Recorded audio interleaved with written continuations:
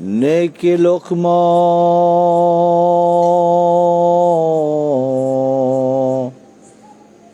راہ کے بندہ پاک بود،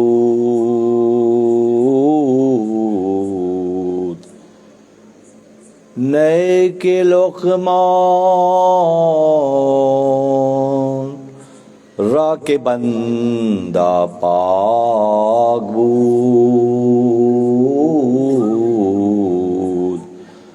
روز شب در بندگی چالاک بود، نیک لقمہ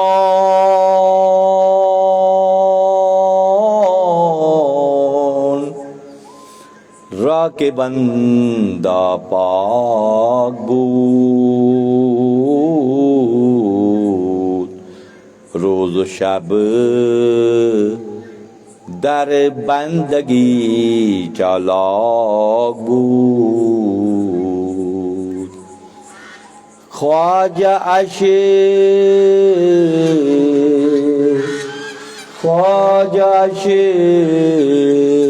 می داشته در کار پیش، خواجہ عشق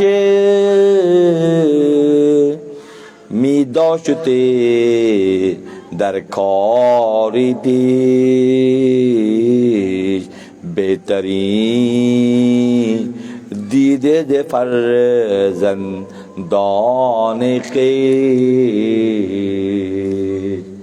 ذاکر لقمہ گرچه بندہ زاده بود، خواجه بود و از هوا آزاده بود، گفت شاه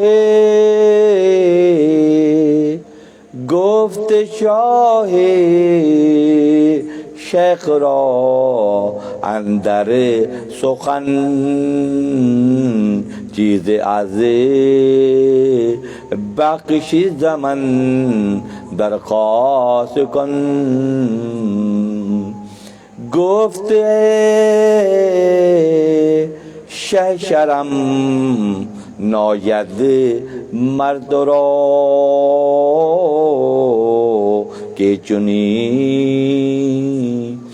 چونی گوی مرازی برترا، مند و بندو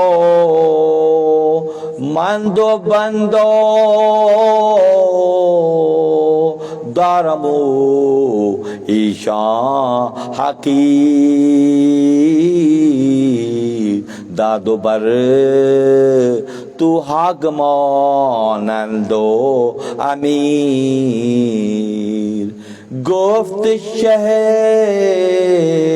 آدوچ اندی ذلت است، گفت یک خشم و دیگر شهوت است.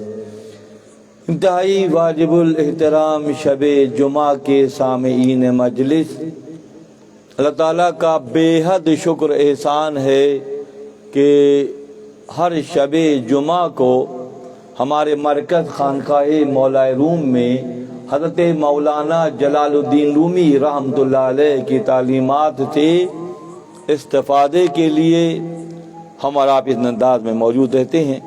یہ سعادت بزور بازو نیستانہ بخشن خدا یہ بخشندہ کہ اللہ تعالیٰ کی بخشش کے بغیر، اللہ تعالیٰ کی لطف و کرم کے بغیر یہ ممکن ہی نہیں ہے.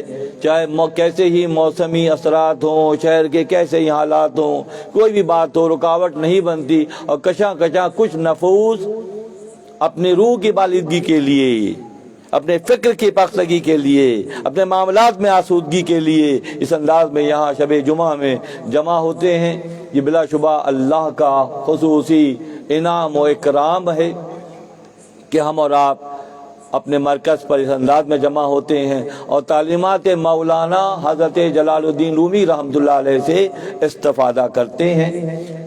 سامراجی طاقتوں کے غلبے سے پہلے مثنوی شریف درس نظامی کا حصہ رہتی رہی کہ تمام علوم کے بعد جو مختلف شعبے ہیں، فقہ کے اور دیگر شعبے ہیں، اس پہ دسترس حاصل کرنے کے بعد مثنوی شریف کے دروس کا اہتمام کیا جاتا تھا، یعنی کہ مثنوی شریف آخر میں پڑھائی جاتی تھی، شیپ دیا جاتا تھا، تدبر و فراست حصے میں آتی تھی، خاص انعام و اکرامات ان کے حصے میں آتے تھے، اور سب سے بڑھ کر کیا آتا تھا؟ سب سے بڑھ کر ادب آتا تھا۔ ادب پہلا قرینہ ہے محبت کے قرینوں میں، جو با ادب ہے وہ با نصیب ہے، اور جو بے ادب ہے وہ بد نصیب ہے، چاہے صدیاں گزر جائیں۔ قوموں کی زندگیوں میں صدیاں گزر گئیں، وہ ادب سے دور، خدا کی پہچان سے دور، اہل اللہ سے تعلق سے دور وقت گزارتے رہے، خدا کو کوئی فرق تو نہیں پڑا، خدا کو کوئی فرق نہیں پڑا۔ حضرت خلیل حق ابراہیم علیہ السلام نے جب کعبے کی تعمیر کی، وَإِذْ يَرْفَعُ إِبْرَاهِيمُ الْقَوَاعِدَ مِنَ الْبَيْتِ وَإِسْمَاعِيلُ، اسماعیل علیہ السلام کے ساتھ مل کر جب کعبے کی تعمیر ہوئی اور اللہ کا گھر قرار پایا، بیت اللہ قرار پایا، تو اس کے بعد آپ کے دور کے بعد کعبۃ اللہ میں قوموں نے بت سجا دیے، کہ 4000 سال تک کعبۃ اللہ میں بت سجے رہے، اور یہ کام کن کے کرنے کا تھا؟ جو اللہ کی پہچان رکھتے ہیں ان کے کرنے کا تھا۔ جب لوگ گمراہی کا شکار ہو گئے اور بتوں کی پرستش میں مشغول ہو گئے، خدا کو فرق نہیں پڑا، 4000 سال کا دور گزر گیا، اور جب اللہ نے ارادہ کیا، کیونکہ ابراہیم صلی اللہ علیہ وسلم، آقا صلی اللہ علیہ وسلم نے فرمایا میں اپنے جد ابراہیم کی دعا ہوں۔ سورہ بقرہ کا مضمون ہے ربنا وابعث فیہم رسولا منہم یتلو علیہم آیاتک، اے اللہ ان میں سے ایسا مبعوث نبی مبعوث کیجو، انہی میں سے ایک ایسا مکہ مکرمہ کے لیے فرمایا، دعا کی ابراہیم صلی اللہ علیہ وسلم نے، ربنا وابعث فیہم رسولا منہم یتلو علیہم آیاتک، تاکہ یہ تیری آیات پڑھ کر سنائیں۔ تو دور گزر گیا، لوگوں نے اپنے حصے کا کام نہ کیا، وہ دنیا میں مشغول ہو گئے، اپنی حاجات اور ضروریات کے نام پر بت سجا لیے، بیٹی کا بت الگ، بیٹے کا بت الگ، تجارت کا بت الگ، سربلندی کا بت الگ الگ الگ، لاتو مناتو عزا و حبل سجا دیے گئے کعبۃ اللہ کے اندر، خدا کو فرق نہیں پڑا۔ جب اللہ نے ارادہ کیا، ابراہیم صلی اللہ علیہ وسلم کی دعا کی قبولیت کا وقت آیا، تو پھر کیا ہوا؟ ربنا وابعث فیہم رسولا، کہ جب دور واپس آیا تو جب لوگوں نے کام نہ کیا تو اللہ نے جو قادر مطلق ہے، جو قادر مطلق ہے، ہر جہانوں میں اس کی قدرت جلوہ گر ہے، تو اس نے پھر ابابیلوں کو بھیج کر وہ کام کرا لیا جو لوگوں نے نہیں کیا۔ لوگ اپنے مرکز سے دور ہو گئے، ترجیحات تبدیل ہو گئی، معاملات تبدیل ہو گئے، جب تبدیل ہو گئے اور کسی کا رخ اس طرف نہ ہوا تو معاذ اللہ، اگر ہم نے خدا کی تعلیمات، اللہ کے احکامات کی بجا آوری میں سستی کی تو خدا جس سے چاہے گا کام لے گا، خدا جس سے چاہے گا۔ یہ جند اللہ کی جو فوجیں ہیں ہر لمحے مصروف عمل ہیں، تو ہونا تو یہ چاہیے کہ خلیفۃ اللہ کی اولاد کی یہ ذمہ داری ہے کہ اپنی ذمہ داریوں کو محسوس کر کے اللہ کے نظام کو قائم کرنے کے لیے محنت کریں۔ جب نہیں کریں گے، الم تری کیف فعل ربک باصحاب الفیل کا وقت آ جائے گا۔ پھر ہر دور میں یہ ذمہ داریاں جن کے کاندھوں پر ہیں انہیں محسوس کرنا چاہیے کہ ہم کن جہتوں میں مصروف ہو گئے، اللہ کی مرضی کے بغیر، اللہ کی ترجیحات کے بغیر کیا ہم فائز المرام ہو سکیں گے؟ کبھی بھی نہیں ہو سکیں گے، چاہے ہزاروں سال کا وقت گزر جائے، کئی ہزار سال گزرے، کعبۃ اللہ میں لاتو مناتو عزا و حبل سجے رہے، اور جب اللہ نے ارادہ کیا تو مقام فکر ہے، جو کام ہمارے کرنے کے تھے وہ ہم نے نہ کیے، اللہ نے ابابیلوں سے کام لے لیا۔ کھائے ہوئے بھوسے کی طرح کر دیا اللہ نے ہاتھیوں کو۔ ہاتھی جیسی عظیم طاقت جو زمین پر اب بھی بہت بڑی طاقت کی علامت سمجھی جاتی ہے، اس دور میں اللہ نے ابرہا کے لشکر کے ہاتھیوں کو کھائے ہوئے بھوسے کی طرح سے راکھ کا ڈھیر بنا دیا۔ کس بنیاد پر؟ کس بنیاد پر؟ گمراہی کا وہ دور، اللہ سے دوری کا وہ دور جب کمال کو پہنچ جاتا ہے تو اللہ جس طرح چاہتا ہے اپنی فوجوں کو متحرک کرتا ہے۔ ہونا تو یہ چاہیے، بیسیکلی ہونا تو یہ چاہیے کہ جن کی ذمہ داری ہے وہ حقیقی معنوں میں پہچان رب کا حق ادا کریں اور اس کے بتائے ہوئے راستے پر انتہائی استقامت سے چلنے کا ارادہ کریں۔ اگر نہیں کر سکیں گے خدا نہ خواستہ کسی وجہ سے، دنیا طلبی کی وجہ سے، تکبر کی وجہ سے، خود پسندی کی وجہ سے، انانیت کی وجہ سے، اپنے جاؤ جلال اور اپنے قبائل کی غام کی وجہ سے، اپنی سطحی فکر کے غرور کی وجہ سے، تو خدا کیا کرے گا؟ خدا وہ کرے گا جو علی کل شیء قدیر ذات ہے، وہ سب کچھ کرنے پر قدرت رکھتی ہے۔ یخرج الحی من المیت، اللہ مردوں میں سے زندہ کو پیدا کر دیتا ہے۔ اللہ مردوں میں سے، گیہوں کی بوری میں گیہوں مردہ ہے، بظاہر ہمارے آپ کے لیے مردہ ہے، جب خاص ماحول میں جاتی ہے زندہ ہو جاتی ہے، ایک دانے کے 70 بالیاں نکل آتی ہیں۔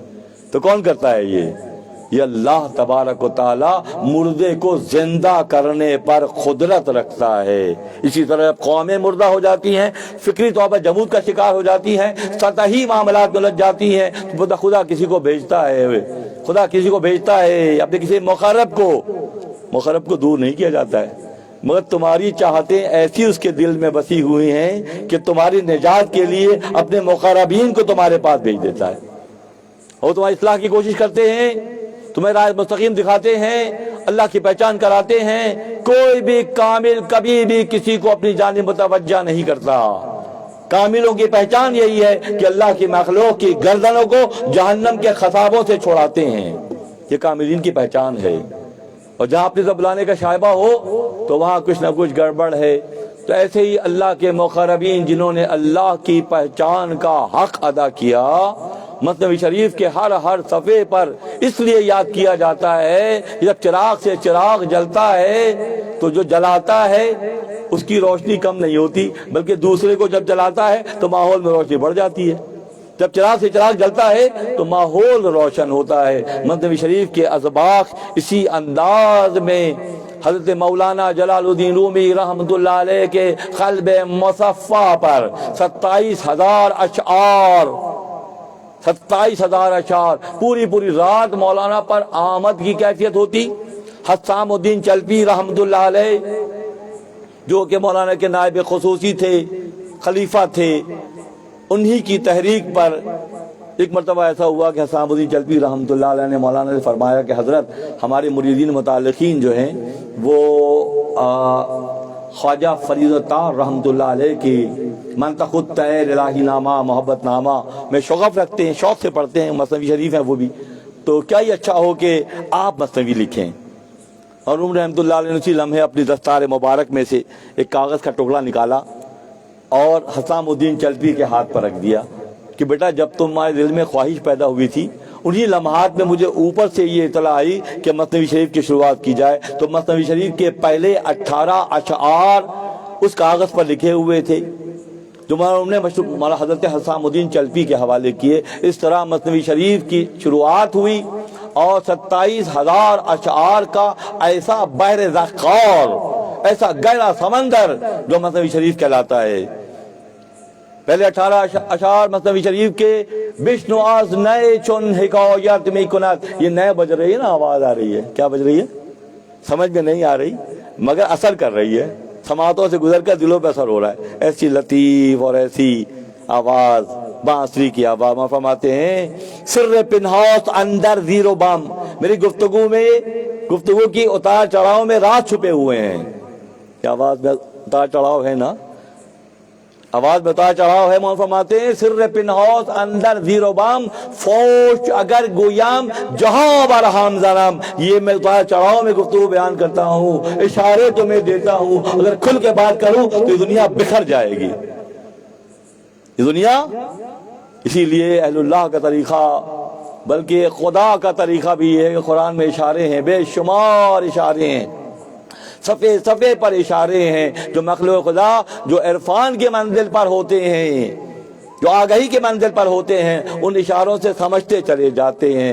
بیشنو آز نئے چون حکایت می کند، وز جدائی ہو شکایت می کند، کس نیستن تا مرا ببریدان، از نفیرم مرد و زن نالیدان۔ کہ مثنوی شریف کے پہلے 18 اشعار جس میں بانسری کا ذکر ہے، بانسری جنگل سے کٹ کر جدا ہونے کے غم میں اس میں ایسی نغمگی پیدا ہو جاتی ہے، تم تو اولاد آدم ہو، آدم زادے ہو، تمہیں اپنا جنگل اپنا جنت یاد نہیں آتی ہے، تم آ کے یہیں ہو کے رہ گئے ہو، تمہیں جنت یاد نہیں آ رہی۔ جینیٹک کوڈ کے مطابق تمہارے بابا جنت باشی تھے، جنت میں رہتے تھے، تم دنیا میں ایسے آ کر بس گئے کہ تمہیں جنت کی نہ پہچان ہے، نہ جنت کی طلب ہے، نہ جنت حاصل کرنے کا کوئی جذبہ ہے، تم یہیں کا ہو کے رہ گئے۔ بیشنواز نئے چون حکایت می کند، وز جدائی ہا، یہ شکایت جو ہے نا، آواز جو آ رہی ہے، یہ شکایت کر رہی ہے، جنگل سے کٹ کر علیحدہ ہونے کی شکایت ہے یہ۔ واسجدوئی ہو شکایت می کند، کس نیستن تا مرا ببریدان۔ نیستان کہتے ہیں بانس کے جنگل کو، کہ یہ جنگل سے کاٹ کر بانسری بنائی جاتی ہے۔ تو بات یہ ہے کہ مثنوی شریف 27,000 اشعار کا ایک ایسا بحر دقار ہے جو مولانا کے قلب اطہر پر نازل ہوا۔ اسی لیے عبد الرحمن جامی نقشبندی رحمت اللہ علیہ نے فرمایا، مثنوی مولوی مانوی خاص تو قرآن در زبان پہلوی، کہ فارسی زبان میں قرآن کی شرح کا نام مثنوی شریف ہے۔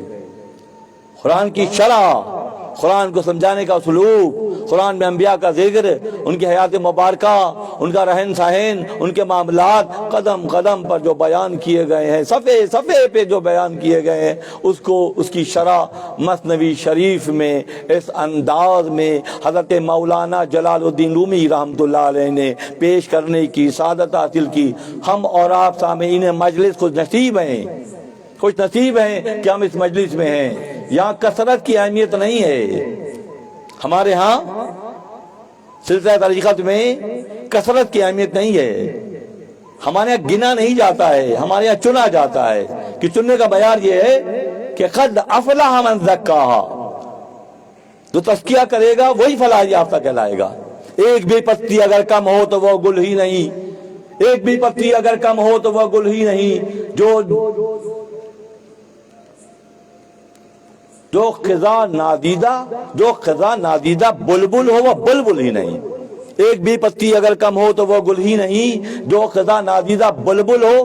بلبل کے آواز میں نغمگی اور لہن اس لیے پیدا ہوئی کہ اس نے خزاں سخت وقت گزار کر پھر بہار کا موسم دیکھا۔ جب سخت وقت گزار کے بہار کا موسم دیکھا تو اس کی آواز میں کیا پیدا ہو گئی؟ اس کی آواز میں نغمگی پیدا ہو گئی۔ ایک بھی پتی اگر کم ہو تو وہ گل ہی نہیں، جو خزاں نادیدہ بلبل ہو وہ بلبل ہی نہیں۔ آج کی نشست میں حضرت مولانا جلال الدین رومی رحمت اللہ علیہ ایک بہت ہی اچھوتا اور نرالا زاویہ ہمیں دکھاتے ہیں۔ نیک لقمہ را کے بندہ پاک بود، روز و شب در بند لگی چولوک بود۔ حضرت لقمان علیہ السلام کے ذکر کو لے کر بیان کا سلسلہ شروع، حکایت کا سلسلہ شروع ہوتا ہے۔ لقمان علیہ السلام انتہائی عبدیت میں، بندگی میں انتہائی چالاک تھے۔ نیک لقمہ را کہ بندہ پاک مصفا مجلہ، دل کی پاکیزگی کی کیفیت کا نام حضرت لقمان ہے۔ روز و شب در بندگی چولوک بود، صبح سے رات اور رات سے صبح تک عبدیت خدا بند مطال میں مصروف رہتے تھے۔ کون؟ حضرت لقمان صلی اللہ علیہ وسلم۔ خواجہ اشمی دوشتے در کھول پیش، بہتری دیدے در فرزندان کے، یہاں تک کہ ان کا جو آقا تھا، جس کی وہ سلسلہ اس طرح سے ہوا کہ حضرت لقمان صلی اللہ علیہ وسلم تفسیر خازن کا خلاصہ ہے۔ لقمان ابن باورا ابن طاہورا ابن طارق کا دوسرا نام آذر بھی ہے۔ حضرت ایوب صلی اللہ علیہ وسلم کے بھانجے ہیں حضرت لقمان صلی اللہ علیہ وسلم، اور حبشی النسل ہیں، حبشی النسل ہیں، جیسے بلال حبشی حبشی النسل ہیں۔ بلال باہر سے کالے ہیں اندر سے اجلے ہیں.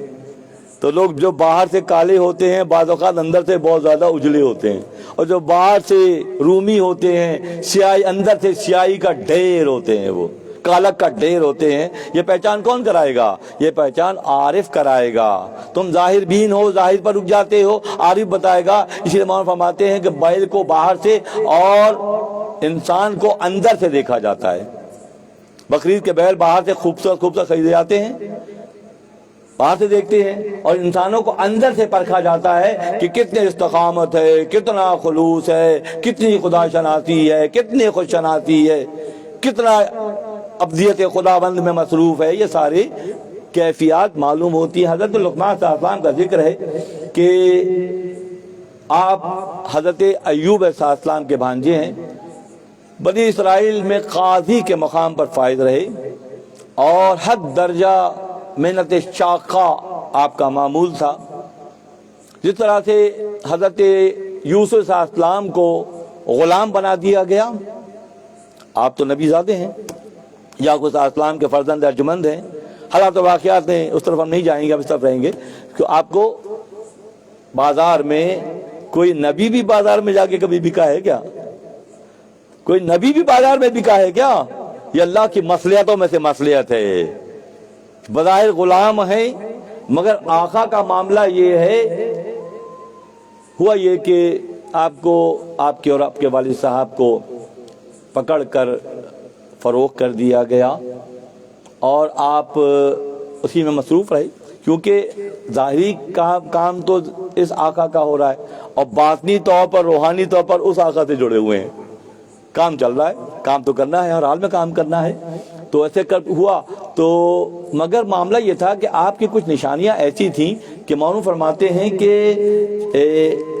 ہیں کہ بہتری دیدے فرزندوں نے کی کہ وہ جو جن کے غلامی میں جن کے پاس آپ تھے, وہ جو آقا تھا آپ کا, وہ اپنے اولاد سے زیادہ آپ کو چاہتا تھا. جوانی کے دور میں بشارت ہوئی کہ حاطف غیبی نے آواز دی کہ اے لقمان, تمہیں بادشاہت عطا کر دی جائے. پہلے کہہ کے گزر گیا نا کہ ابدیت کے معاملے میں کمال پر تھے, اور ابدیت ہی بندگی ہی مقام دلاتی ہے. جو انا کے مارے ہوئے ہیں, خود پسند ہیں, وہ دنیائی مقام تو حاصل کر لیں گے, بارگاہ عزتی میں ان کا کوئی مقام نہیں ہے. بارگاہ عزتی کے پیمانے الگ ہیں. بندگی میں مصروف رہنے کی بنیاد پر حاطف غیبی سے آواز آئی کہ اے لقمان, تمہیں بادشاہ بنا دیا جائے. آپ نے فرمایا کہ جو مرضی ہو, میں معترض نہیں ہوں, مگر اجازت ہو تو کہوں کہ بادشاہت میں یہ امکان رہ جائے گا کہ اگر میں عدل نہ کر سکا اور حق کے راستے سے ہٹ گیا تو پھر خدا سے دور ہو جاؤں گا. اگر میں حق کے عدالت ادا نہ کر سکا مسند بادشاہت کی وجہ سے, تو پھر میں اللہ کے راہ سے دور ہو جاؤں گا.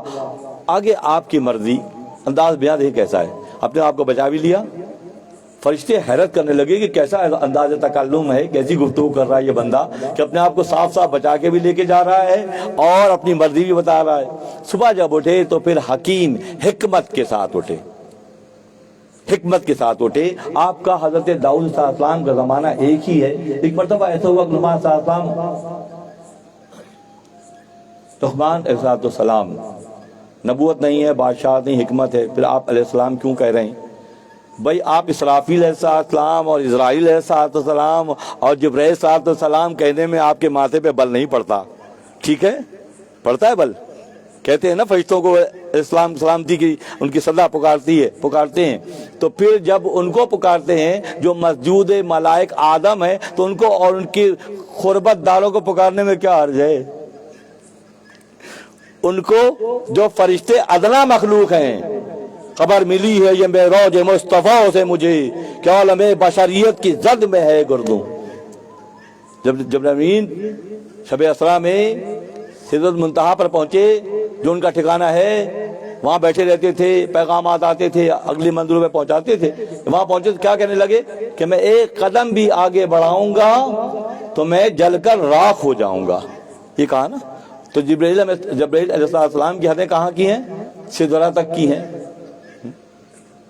سدرہ تک کی ہیں، تو وہ علیہ السلام ہیں، اور جو سدرہ تک پہنچ کر واپس آئے وہ اور آپ کی آل اور آپ کے تربیت یافتہ کس مقام پر ہوں گے؟ یہ سوال ہے، یہ سوال ہے۔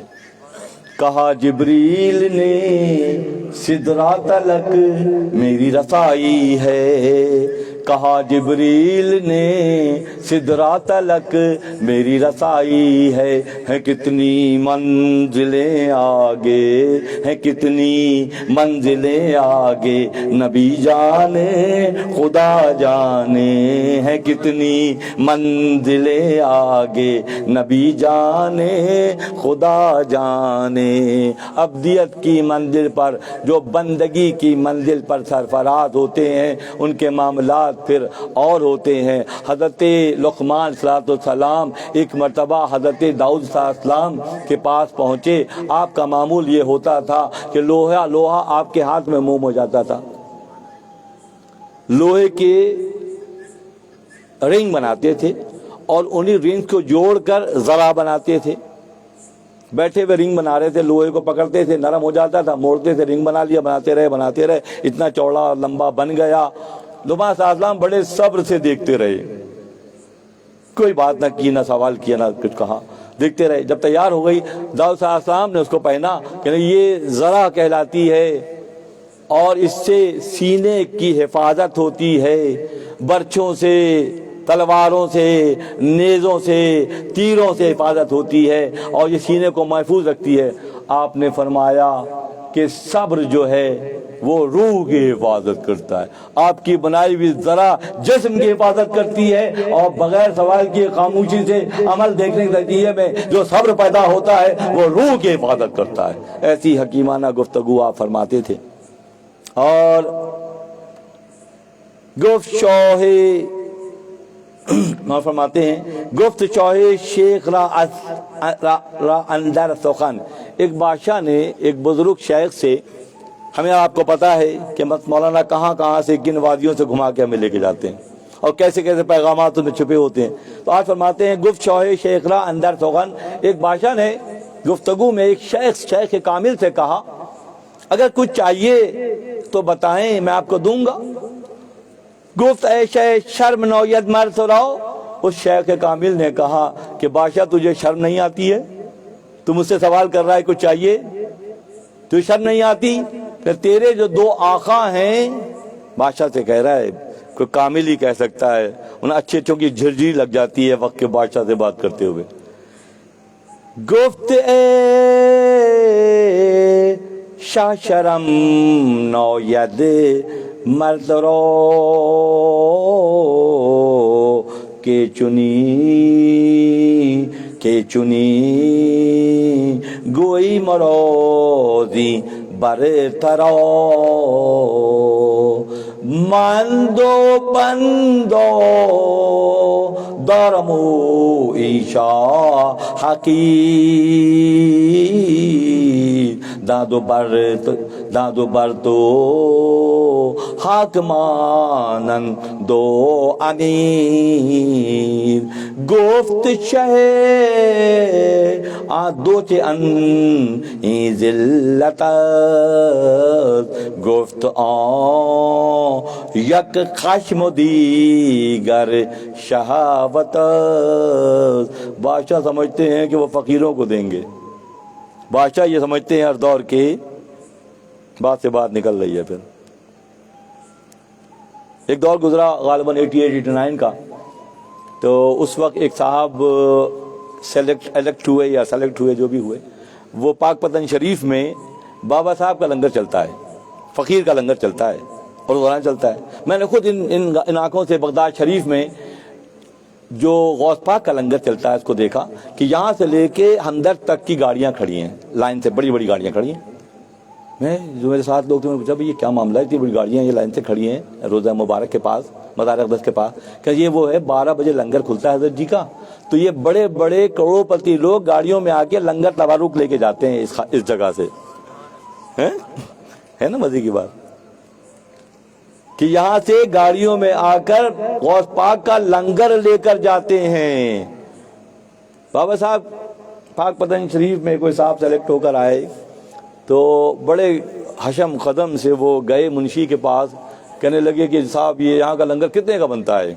کہنے بھائی 1,20,000 کچھ کا ڈیلی کا بنتا ہے، اور وہ فقراء میں بٹتا ہے، غربا میں بٹتا ہے، لوگ لے جاتے ہیں، تو ایسا کریں پھر وہ میری طرف سے کل جو ہے وہ تقسیم کریں۔ رکیں میں اپنا کتابچہ چیک کرتا ہوں، روز نامچہ چیک کرتا ہوں، تو انہوں نے دیکھا تو کہنے لگے آپ کی باری جو نا 1.5 سال کے بعد آئے گی، 1.5 سال کے بعد۔ آپ بھی چکر میں آئے فقیر پہ، ہاں یہ خیال لے کر آئے ہو کہ فقیر کو دو گے، ارے فقیر کے گھر سے تو لنگر ایسے بٹتا ہے، تمہاری باری 1.5 سال کے بعد آئے گی، اور 1.5 سال تک پتہ تم حکومت پہ رہو نہ رہو، اگر جلال آ گیا اس طرف۔ تو یہ فقراء کا معاملہ ہوتا ہے، یہ اللہ کے ان دوستوں کا معاملہ ہوتا ہے دوست جو اپنی میں کو مٹا کر اللہ کی رضا کے لیے محنت کرتے ہیں، کیونکہ اللہ کا کلام یہ ہے، اللہ کے نبی کا فرمان یہ ہے، خیر الناس من ینفع الناس، بہترین انسان وہ ہے جو انسانوں کی خدمت کرتا ہے۔ بہترین انسان کا پیمانہ بتا دیا کہ اللہ کی رضا اس وقت تک حاصل، آپ فرما دیجئے ان کنتم تحبون اللہ، تم اللہ کی محبت حاصل کر ہی نہیں سکتے جب تک یحببکم اللہ، جب آپ سے محبت نہیں کریں گے، جب آپ سے اللہ کے نبی سے محبت کریں گے تو پھر محبت ان کے حصے میں آئے گی اللہ کی جانب سے۔ قرآن کا مضمون ہے۔ حضرت لقمان صلی اللہ علیہ وسلم کا ذکر چل رہا ہے، فرماتے ہیں کہ یہ جو ذرا ہے جس سے جنگوں میں سینے کی حفاظت ہوتی ہے، صبر کا معاملہ یہ ہے، الصبر مفتاح الفرج، فرمایا کہ صبر کشادگی کی کنجی ہے۔ من لا صبر لہ لا ایمان لہ، اور جس میں صبر نہیں ہے، جس میں صبر نہیں ہے اس میں ایمان ہی نہیں ہے۔ یہ درس کی جو مجلس ہے، جہاں سے جاگے وہیں سے سویرا کے مصداق ہے، ہمارے سماعتوں سے یہ میسج جا رہا ہے، تو ہمیں اپنا محاسبہ کرنا ہے ڈیلی بیسس پہ کہ ہم سے کہاں کہاں کیا کیا ہو رہا ہے۔ اجلت پسندی ہے، سطحیت ہے، بے صبری ہے، یہ ساری چیزیں کیا بتا رہی ہیں؟ یہ ساری چیزیں یہ بتا رہی ہیں کہ من لا صبر لہ لا ایمان لہ، جس میں صبر نہیں ہے اس میں ایمان ہی نہیں ہے۔ وقت کا بادشاہ ایک بزرگ سے کہتا ہے کہ کچھ کہیں تو میں آپ کی خدمت کروں، فرمایا کہ تو میری خدمت کرے گا، شرم کر، تو میری خدمت کرے گا، جو تیرے 2 حاکم ہیں وہ میرے 2 غلام ہیں۔ بڑی حیرت ہوئی، میرے حاکم آپ کے غلام ہیں؟ ہاں بھائی وہ کیا ہیں؟ گفت چھ آچے آدوچے ای ذلتت، گفت اور یک خشم و دیگر شہوتت، کہ غصہ اور شہوت جو تیرے حاکم ہیں وہ میرے غلام ہیں۔ فقیر نے کیا کہا؟ غصہ اور شہوت تیرے حاکم ہیں، غصہ اور شہوت حاکم ہیں۔ جو صاحب اقتدار ہے یہ دونوں چیزیں خود بخود جمع ہو جائیں گی۔ اقتدار کی خواہش کے ساتھ بغیر خریداری کے، بغیر پرچیزنگ کے، یہ آپ کو اس میں ملیں گی، بونس میں ملیں گی، غصہ بھی ملے گا اور کیا ملے گی؟ شہوت بھی ملے گی۔ بزرگ نے فرمایا تیرے 2 جو حاکم ہیں وہ میرے 2 غلام ہیں۔ اور جو اہل اللہ، اللہ کے دوستوں کا معاملہ کیا ہے کہ وہ ان دونوں کو باندھ کے رکھتے ہیں، ان دونوں کو باندھ کے رکھتے ہیں۔ جب ان دونوں کو باندھ کے رکھتے ہیں، اس نیگیٹیویٹی کی پہچان رکھتے ہیں، اس پہچان کے نتیجے میں لا عمل طے کرتے ہیں، تو پھر کیا ہوتا ہے؟ پھر وہ ایکٹیویشن ہوتی ہے جو عمومی طور پر سائلنٹ ملتی ہے۔ میں اکثر یہ کہتا ہوں کہ دیکھیں میل اور فیمیل ڈیوائس تو موجود ہے، میل ڈیوائس بھی موجود ہے، فیمیل ڈیوائس بھی موجود ہے، مرد بھی ہیں عورت بھی ہیں، مگر پروڈکشن وہ نہیں ہے جو ہونی چاہیے۔ نہ ہمارے گھروں میں جامی آ رہے ہیں، نہ سادی آ رہے ہیں، نہ شیرازی آ رہے ہیں، نہ معروم آ رہے ہیں، نہ غوث پاک کی کوئی جھلک ہے، نہ خواجہ صاحب کی کوئی پہچان ہے۔ ہمارے گھروں میں ڈیوائس تو ہے، بچے دھڑا دھڑ آ رہے ہیں، تو وہ بچے کس ماڈل کے آ رہے ہیں؟ ان کی پہچان کیا ہے؟ دنیا طلبی، سامراج کی غلامی، اتنے محدود ہو کر رہ گئے ہیں کہ ہم اپنے بچے اپنے پیسے سے پڑھا کر لکھا کر ان کی خدمت میں معمور کر رہے ہیں، اور ہمیں پتہ بھی نہیں اس بات کا، ہمیں شعور بھی نہیں اس بات کا کہ ہماری اپنی پروڈکشن کون استعمال کر رہا ہے، کس کے حصے میں جا رہی ہے۔ یہ علم جو پھیلایا جا رہا ہے کیا یہ خدا شناسی کا علم ہے؟ یہ نہ خدا شناسی کا علم ہے نہ خود شناسی کا علم ہے. یہ تو معاملات ایسے ہیں، یہ تو معاملات سارے کے سارے ظاہر داری کے ہیں. بظاہر حضرت لقمان علیہ السلام غلام ہیں، مگر آقا آپ کو پہچانتا ہے. آپ کی کچھ باتوں سے اس نے آپ کو پہچان لیا اور آپ کی تعظیم و تکریم کرنے لگا، ہر معاملے میں آپ سے مشورہ کرنے لگا. اور آپ یہ نہیں کہہ رہے ہیں کہ ٹھیک ہے خریدا تھا، کہیں پکڑ لیا تھا، بیچ دیا. اس غلامی کی کوئی فکر نہیں ہے، اس کی غلامی کی فکر ہے، اس کی غلامی کی فکر ہے. تو اس طرح معاشرے میں ایسے لوگ بھی ہوتے ہیں جو ظاہر داری کی بنیاد پر فیصلہ کرتے ہیں. باطن کو دیکھنے کی نظر خدا اپنے محبوبین کو عطا کرتا ہے. اسی امام فرماتے ہیں کہ ظاہری حاکم کے پاس جاؤ تو بہترین لباس ٹائی شائی لگا کے جاؤ، سوٹ ووٹ پہن کے جاؤ، جوتے بھی چمک رہے ہوں، مگر جب اللہ کے کسی دوست کی محفل میں جاؤ تو ہوشیاری سے جاؤ. وہ ظاہر کو نہیں دیکھتے، تمہارے وجود کے اندر چھپی ہوئی سیاہی کو دیکھتے ہیں اور اس کی اصلاح کی کوشش کرتے ہیں. یک گرو رو ظاہر سالوس زن نور بایت تاب ہوا جاسوس زن، کہ پھر اللہ کے جو دوست ہوتے ہیں جو ظاہر کو نہیں دیکھتے، جو باطن کو دیکھتے ہیں، اسی بنیاد پہ فیصلے کرتے ہیں. اور فرماتے ہیں وہ اللہ کے جاسوس ہوتے ہیں، وہ اللہ کے جاسوس ہوتے ہیں. نور باید پاک از تقلید اول ناشنازد مرہ فعل و قول، کہ وہ کیسے ہوتے ہیں کہ لوگوں کی گفتگو سے ان کی کیفیت کو پہچان لیتے ہیں. وہ جاسوس ہوتے ہیں. کون ہوتے ہیں؟ جو اللہ کے دوست ہوتے ہیں، جو جاسوسی کرتے ہیں.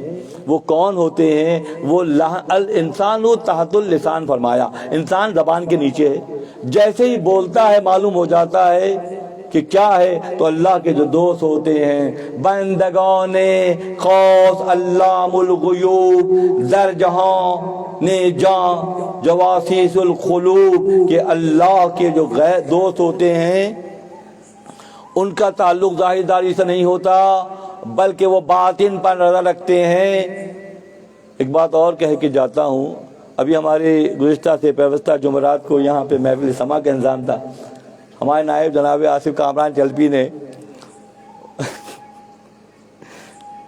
باقاعدہ اعلان کر دیا، ظاہر تربیت میں ہیں تو دعویے سامنے آتے ہیں. اعلان کیا کہ جو کچھ ملے گا مسند سے ملے گا، خوال سے کچھ نہیں ملے گا. شہر میں جو مجلسیں ہو رہی ہیں تو خوال پہ لٹا رہے ہیں لوگ، اور وہاں کچھ نہیں مل رہا، کیونکہ خوال تو اپنے پیٹ کے لیے آیا ہے نا. اور جو مسل نشین ہیں وہ اپنے آس پاس کے ماحول میں ان جاسوسی کر کے ان دلوں کو دیکھ لیتے ہیں جس میں روشنی ہوتی ہے، اور جس میں روشنی ہوتی ہے ان پر محنت کرتے ہیں، ان پہ محنت کرتے ہیں تو ایکٹیویشن ہو جاتی ہے. ان میں جو چیز سائلنٹ ہوتی ہے نسل در نسل کی، اس کو ایکٹیویٹ کر کے کام کا بنا دیتے ہیں. مسند سے بٹتا ہے یہ بندگان خاص علام الغیوب در جہان جاں جواسیس القلوب، کہ یہ قلوب کے جاسوس ہوتے ہیں. تو ظاہر کسی سے ملو، کسی ظاہر دار دنیا دار سے ملو تو اس وقت تو ظاہر کو سنوارو، مگر جب اللہ کے کسی دوست کے پاس جاؤ تو دل کی حفاظت کرو. اللہ کے نبی فرماتے ہیں تو حفاظت کس کی کرنی ہے؟ دل کی کرنی ہے. دل کی حفاظت کیسے ہوگی؟ اللہ غنی حدیث مبارکہ آ گئی جو اکثر ہم ہر شب جمعہ میں اس کو بیان بھی کرتے ہیں. لکل شیء ثقالہ، ہر چیز کے صفائی کے اصول ہیں. ثقالۃ القلوب ذکر اللہ. اب دل پہ اگر میل چڑھ جاتا ہے، دل پہ سیاہی چڑھ جاتی ہے، دنیا داری کا غلبہ ہو جاتا ہے، خطیت کا شور ہو جاتا ہے، تو پھر کون سی چیز ہے جو قلب کو صاف کرے گی؟ اللہ کا ذکر. بیماری پکڑتے ہیں، ڈائیگنوز کرتے ہیں، نسخہ تجویز کرتے ہیں کہ دیکھو تمہاری بیماری یہ ہے، تم یہ کرو تمہارا معاملہ آسان ہو جائے گا. لٹکا کے نہیں چھوڑتے، معلق لٹکے ہوئے ہیں لوگ. ان کے پاس نہ جائے ماندن، نہ پوئے رفتن، نہ چھپنے کی جگہ ہے، نہ بھاگنے کے پیر ہیں. وہ تو بندھے ہوئے لوگ ہیں. محل اللہ کا معاملہ یہ ہوتا ہے کہ نہ صرف تشخیص کرتے ہیں اور معالجہ بھی کرتے ہیں. اہل اللہ کا معاملہ یہ ہے. وہ فرماتے ہیں اللہ غنی در تنے کنجشک چیز برگساز کے شیوت پوشیدہ بر عقل باز. چڑیا کے وجود میں ہم ساری چڑیا کی طرح سے ہیں. اللہ کی مثال جو ہے باز کی طرح سے. اور فرماتے ہیں کہ باز شاہین روزانہ چڑیا پکڑ پکڑ کے کھاتا ہے, اس کے اندر کہاں پہ کون سی مشین لگی ہوئی ہے اس کو سب معلوم ہوتا ہے. اسی طرح سے اہل اللہ کا معاملہ یہ ہے, اہل اللہ کا معاملہ یہ ہے کہ سامعین مجلس کی اور عامت الناس کی مجلسوں میں جو معاملہ ہوتا ہے تو کون سا راز ان سے چھپا ہوا ہے جو اللہ کی پہچان رکھتے ہیں, تو مخلوق کا کون سا راز ہے جو ان سے چھپا ہوگا, جو اللہ سے تعلق میں ہے. آنکھ واقف کشف بر اسرار ہو سر مخلوقات بود پیش ہو, جو اللہ کے رازوں سے واقف ہو. جیسے ایک باز چڑیا کو روز شکار کر کے کھاتا ہے تو دل کہاں ہے اور کلیجی کہاں ہے اور آنتیں کہاں ہیں اور کون سی چیز کہاں, اس کو معلوم ہے. تو اہل اللہ کو بھی معلوم ہے کہ تمہارے وجودوں میں کیا کیا کیسی کیسی بیماریاں اور کیسی کیسی سیاہیاں اور کیسی کیسی گراوٹیں پوشیدہ ہیں, چھپی ہوئی ہیں, مگر اہل اللہ کی نظر پوشیدہ نہیں ہے, وہ دیکھ رہے ہیں. بالکل اسی طرح آنکھ واقف گاش بر اسرار ہو, جو اللہ کے اسرار سے واقف ہوں. سر مخلوقات چیبود پیش ہو, کہ مخلوقات کی کون سا راز ہے جو ان سے چھپا ہوا ہوگا. آنکھ بر افلاک رستارش بود بر زمین رفتن چه دشوارش بلند, جو آسمانوں پر چلے ہوں شب اسرا میں تو زمین پر چلنا ان کے لیے کیا مشکل ہے. اللہ غنی اللہ غنی. یہ مولانا دکھاتے ہیں ایک ہی بات میں کئی چیزوں کو جمع کرتے ہیں. نبی صلی اللہ علیہ وسلم شب اسرا میں آسمانوں پر چلے تو زمین کا کون سا ایسا راز ہے جو آپ کی آنکھوں سے در کفے داؤد کوہن گاشت موم. داؤد صلی اللہ علیہ وسلم کیا پہلے بیان کیا اس فقیر نے کہ لوہا موم بن جاتا تھا. در کفے داؤد کوہن گاشت موم, موم چھے بود در کفے او اے ظلم, اے ظالموں خیال کرو جن کے ہاتھ میں لوہا موم ہو جاتا ہو تو موم کا کیا کام کریں گے. پھر وہ موم ہوگا اگر سلجھا ہوا سنبھلا ہوا تربیت یافتہ کسی کامل کے پاس جائے گا, پہلے مرحلے میں سمجھ لیتے ہیں ارے یہ کام کا آدمی ہے بھائی, اس نے پہلے محنت کر لی ہے بھائی, اس کو اٹھنے بیٹھنے کا طریقہ آتا ہے, گفتاری کا انداز اس کے اندر ہے, ادب اس کے اندر ہے. اب اس کو بھیجا گیا ہے تو اس کو نوازنا ہماری ذمہ داری ہے. فرماتے ہیں در کفے داؤد کا ہن گاشت موم, موم چھے بود در کفے او اے ظلم, کہ اے ظالموں پھر موم ان کے ہاتھ میں کیسا ہوگا. بود لقمہ بند شکل خواجش بن لگی بر ظاہرش دی بوچا, ظاہری طور پر لقمان علیہ السلام غلامی میں ہے اپنی آقا کی, خریدا اس نے مگر پہچان لیا. تو بات یہ ہے کہ ظاہر میں تو وہ غلام ہیں مگر بادشاہ کے دل کا سکون ہے, بادشاہ کے دل کا. چور وقت خوجہ بجو یہ ناشناس برگ ما غلام خیز پوشانت لباس. کبھی ایسی جگہ پر کبھی بادشاہ جاتا ہے, بقدر ہمت اوس کا پیغام ہے یہ, اس میں جتنی ہمت ہوگی اسی حساب سے سمجھیں گے. کہ بادشاہ کسی نئے علاقے میں جاتا ہے تو اپنے غلام کو اپنا لباس پہنا دیتا ہے اور خود اس کے پیچھے غلاموں کے انداز میں چلتا ہے. وہ بادشاہ جب کہیں نئی جگہ پہ جاتا ہے تو اپنے غلام کون ہوتا ہے, بندہ ہوتا ہے. عربی میں بندہ بے معنی غلام کے ہیں. ہم سب اللہ کے غلام ہیں. سوال ہے یہاں میرا, ہیں اللہ کی رضا میں راضی ہیں, اللہ کے مرضی کے تابع نہیں گزار رہے ہیں؟ نہیں ہے بھائی, نہیں ہے. اس کی ابدیت میں نہیں ہے, اس کی غلامی میں نہیں ہے, اپنی مرضی چلا رہے ہیں. ایک مرتبہ ایک بہت فحش گفتگو کرنے والی عورت مدینہ منورہ میں جو مردوں سے بھی بری باتیں کرتی تھی, ایک مقام پر نبی صلی اللہ علیہ وسلم تشریف فرما تھے اور آپ کا ایک پیر مڑا ہوا تھا, ایک پیر یہ والا کھڑا ہوا تھا, آپ کھانا تناور پر مارے تھے. تو اس عورت نے کہا کہ دیکھو یہ کیسے غلاموں کے انداز میں بیٹھ کے کھانا کھا رہا ہے. اللہ کے نبی نے فرمایا کہ روئے زمین پر مجھ سے بڑا اللہ کا غلام اور کون ہو سکتا ہے. روئے زمین پر مجھ سے بڑھ کر اللہ کا غلام اور کون ہو سکتا ہے. حیرانگی کی بات نہیں ہے, قدموں کی جنبش خاک پر اور آہٹیں افلاک پر. مقام یہ ہے. اور آجی کیسی ہے کہ میں مجھ سے بڑھ کر روئے زمین پر اور کون غلام ہو سکتا ہے. جب بادشاہ کسی معلوم فرماتے ہیں بادشاہ کسی نئی جگہ پہ جاتا ہے تو اپنے لباس غلام کو پہنا دیتا ہے بہت ساتھ رہیے گا میرے، بہت اہم بات ہے. اپنا لباس غلام کو پہنا دیتا ہے اور خود غلام کا لباس پہن کر پیچھے چل رہا ہوتا ہے. کیا عمر خطاب جب بیت المقدس میں داخل ہوئے تھے تو غلام اونٹ پر بیٹھا تھا اور عمر جو ہے اونٹ کی نکیل پکڑ کے نہیں داخل ہو رہے تھے؟ عمر امیر المومنین اونٹ کی نکیل پکڑ کر بیت المقدس میں داخل ہوئے. باری بن گئی تھی کہ اتنے فاصلے تک تم بیٹھو گے، اتنے فاصلے میں بیٹھوں گے. اتفاق ہے یہ یا خدا کو دکھانا مقصود تھا کہ جب بیت المقدس میں داخل ہوئے تو غلام اونٹ پر بیٹھا ہوا تھا اور عمر نکیل پکڑ کر چل رہے تھے. یہ وہ ہیں جو علام القلوب کہلاتے ہیں. وہاں فرماتے ہیں کہ جب بادشاہ کسی نئی جگہ جاتا ہے، خواجگان این بندگی یا کردان تا گما این آیت کے اینشا بردان، تاکہ دیکھنے والے سمجھیں، تاکہ دیکھنے والے یہ سمجھیں کہ یہ غلام ہے، یہ آقا ہے اور میں غلام ہوں.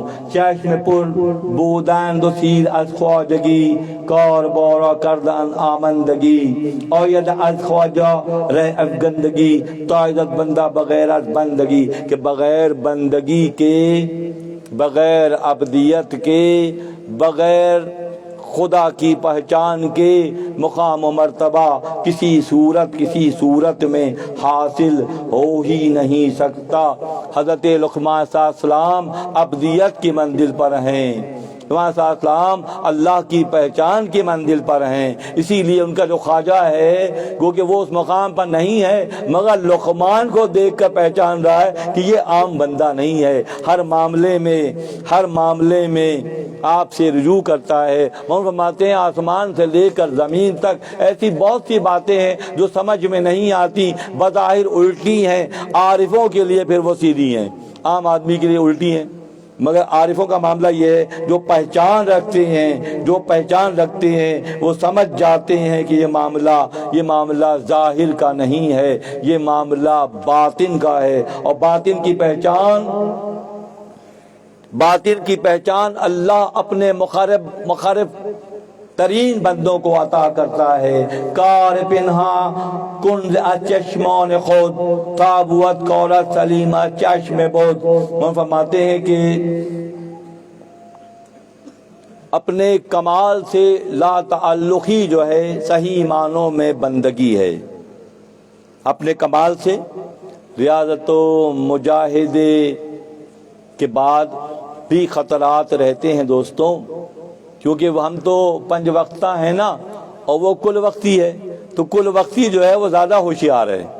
اس کے بعد وہ سارے پیترے ہیں کہ کہاں سے ان کی ریاضت و مجاہدے کے دور میں خلل ڈالنا ہے. تو وہ جو ہوشیار ہوتے ہیں سفر حج میں ہیں حضرت بایزید بستامی رحمۃ اللہ علیہ. صحرا میں اب تو خیر معاملہ ہی بدل گیا سارا، اور اتنی تیزی سے بدلا کہ لوگ پچھلی باتوں کو بھول ہی گئے. سفر میں لوگ جاتے تھے اور سال کے بعد واپس آتے تھے، اور خوش نصیبی واپس آتا تھا. باپیادہ جاتے تھے، خچروں پر، اونٹوں پر، گھوڑوں پر، اور پانی کا معاملہ کوئی ہوتا نہیں تھا. صحرا میں کہیں کوئی کنواں تھا، سارے حاجی وہاں جمع تھے. حضرت بایزید بستامی رحمۃ اللہ علیہ بھی سفر حج میں تھے. تو ایک کتا زبان گرمی تپش کی صحرا کی تپش کی وجہ سے زبان باہر نکال کر ہانپ رہا تھا، اور پانی کی طلب تھی اسے.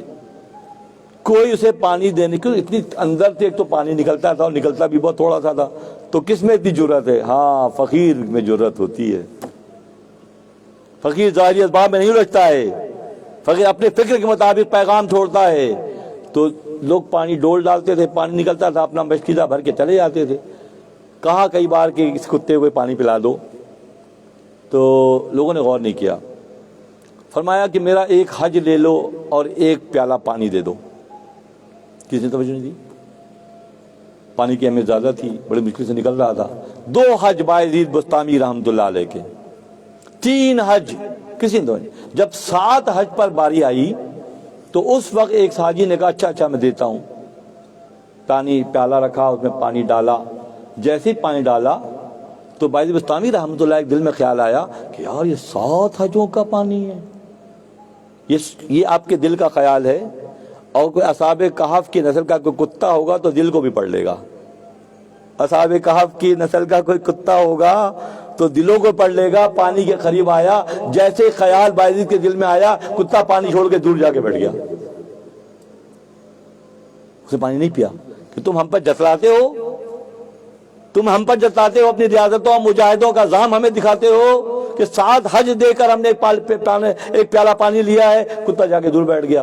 اسی وقت کیونکہ جو نگہداری دلوں کی کرتے ہیں انہیں معلوم ہو جاتا ہے کہ غلطی ہوئی, توبہ استغفار کیا. باعث بستامی رحمت اللہ علیہ نے, اے اللہ یہ کتا بھی تیرا, یہ پانی بھی تیرا, باعث بھی تیرا, اس کی حج بھی تیرے. جب توبہ استغفار کیا تو کتا اپنی جگہ سے اٹھا اور آگے اس نے پانی پی لیا. اتنی احتیاط کی ضرورت رہتی ہے.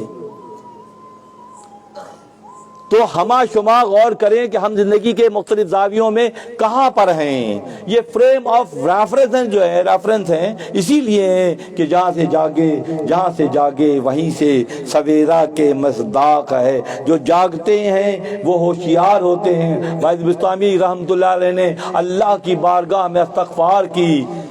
خیال پیدا ہوا کہ میری ریاضتوں کے نتیجے میں 7 حج کے بعد یہ پانی, تو ان کا پانی ہم تمہارا نہیں پئیں گے بھائی. تو اہل اللہ ہما شما کے لیے یہ پابندیاں ہیں بھی نہیں دوستوں. یہ تو وہ خواص ہیں.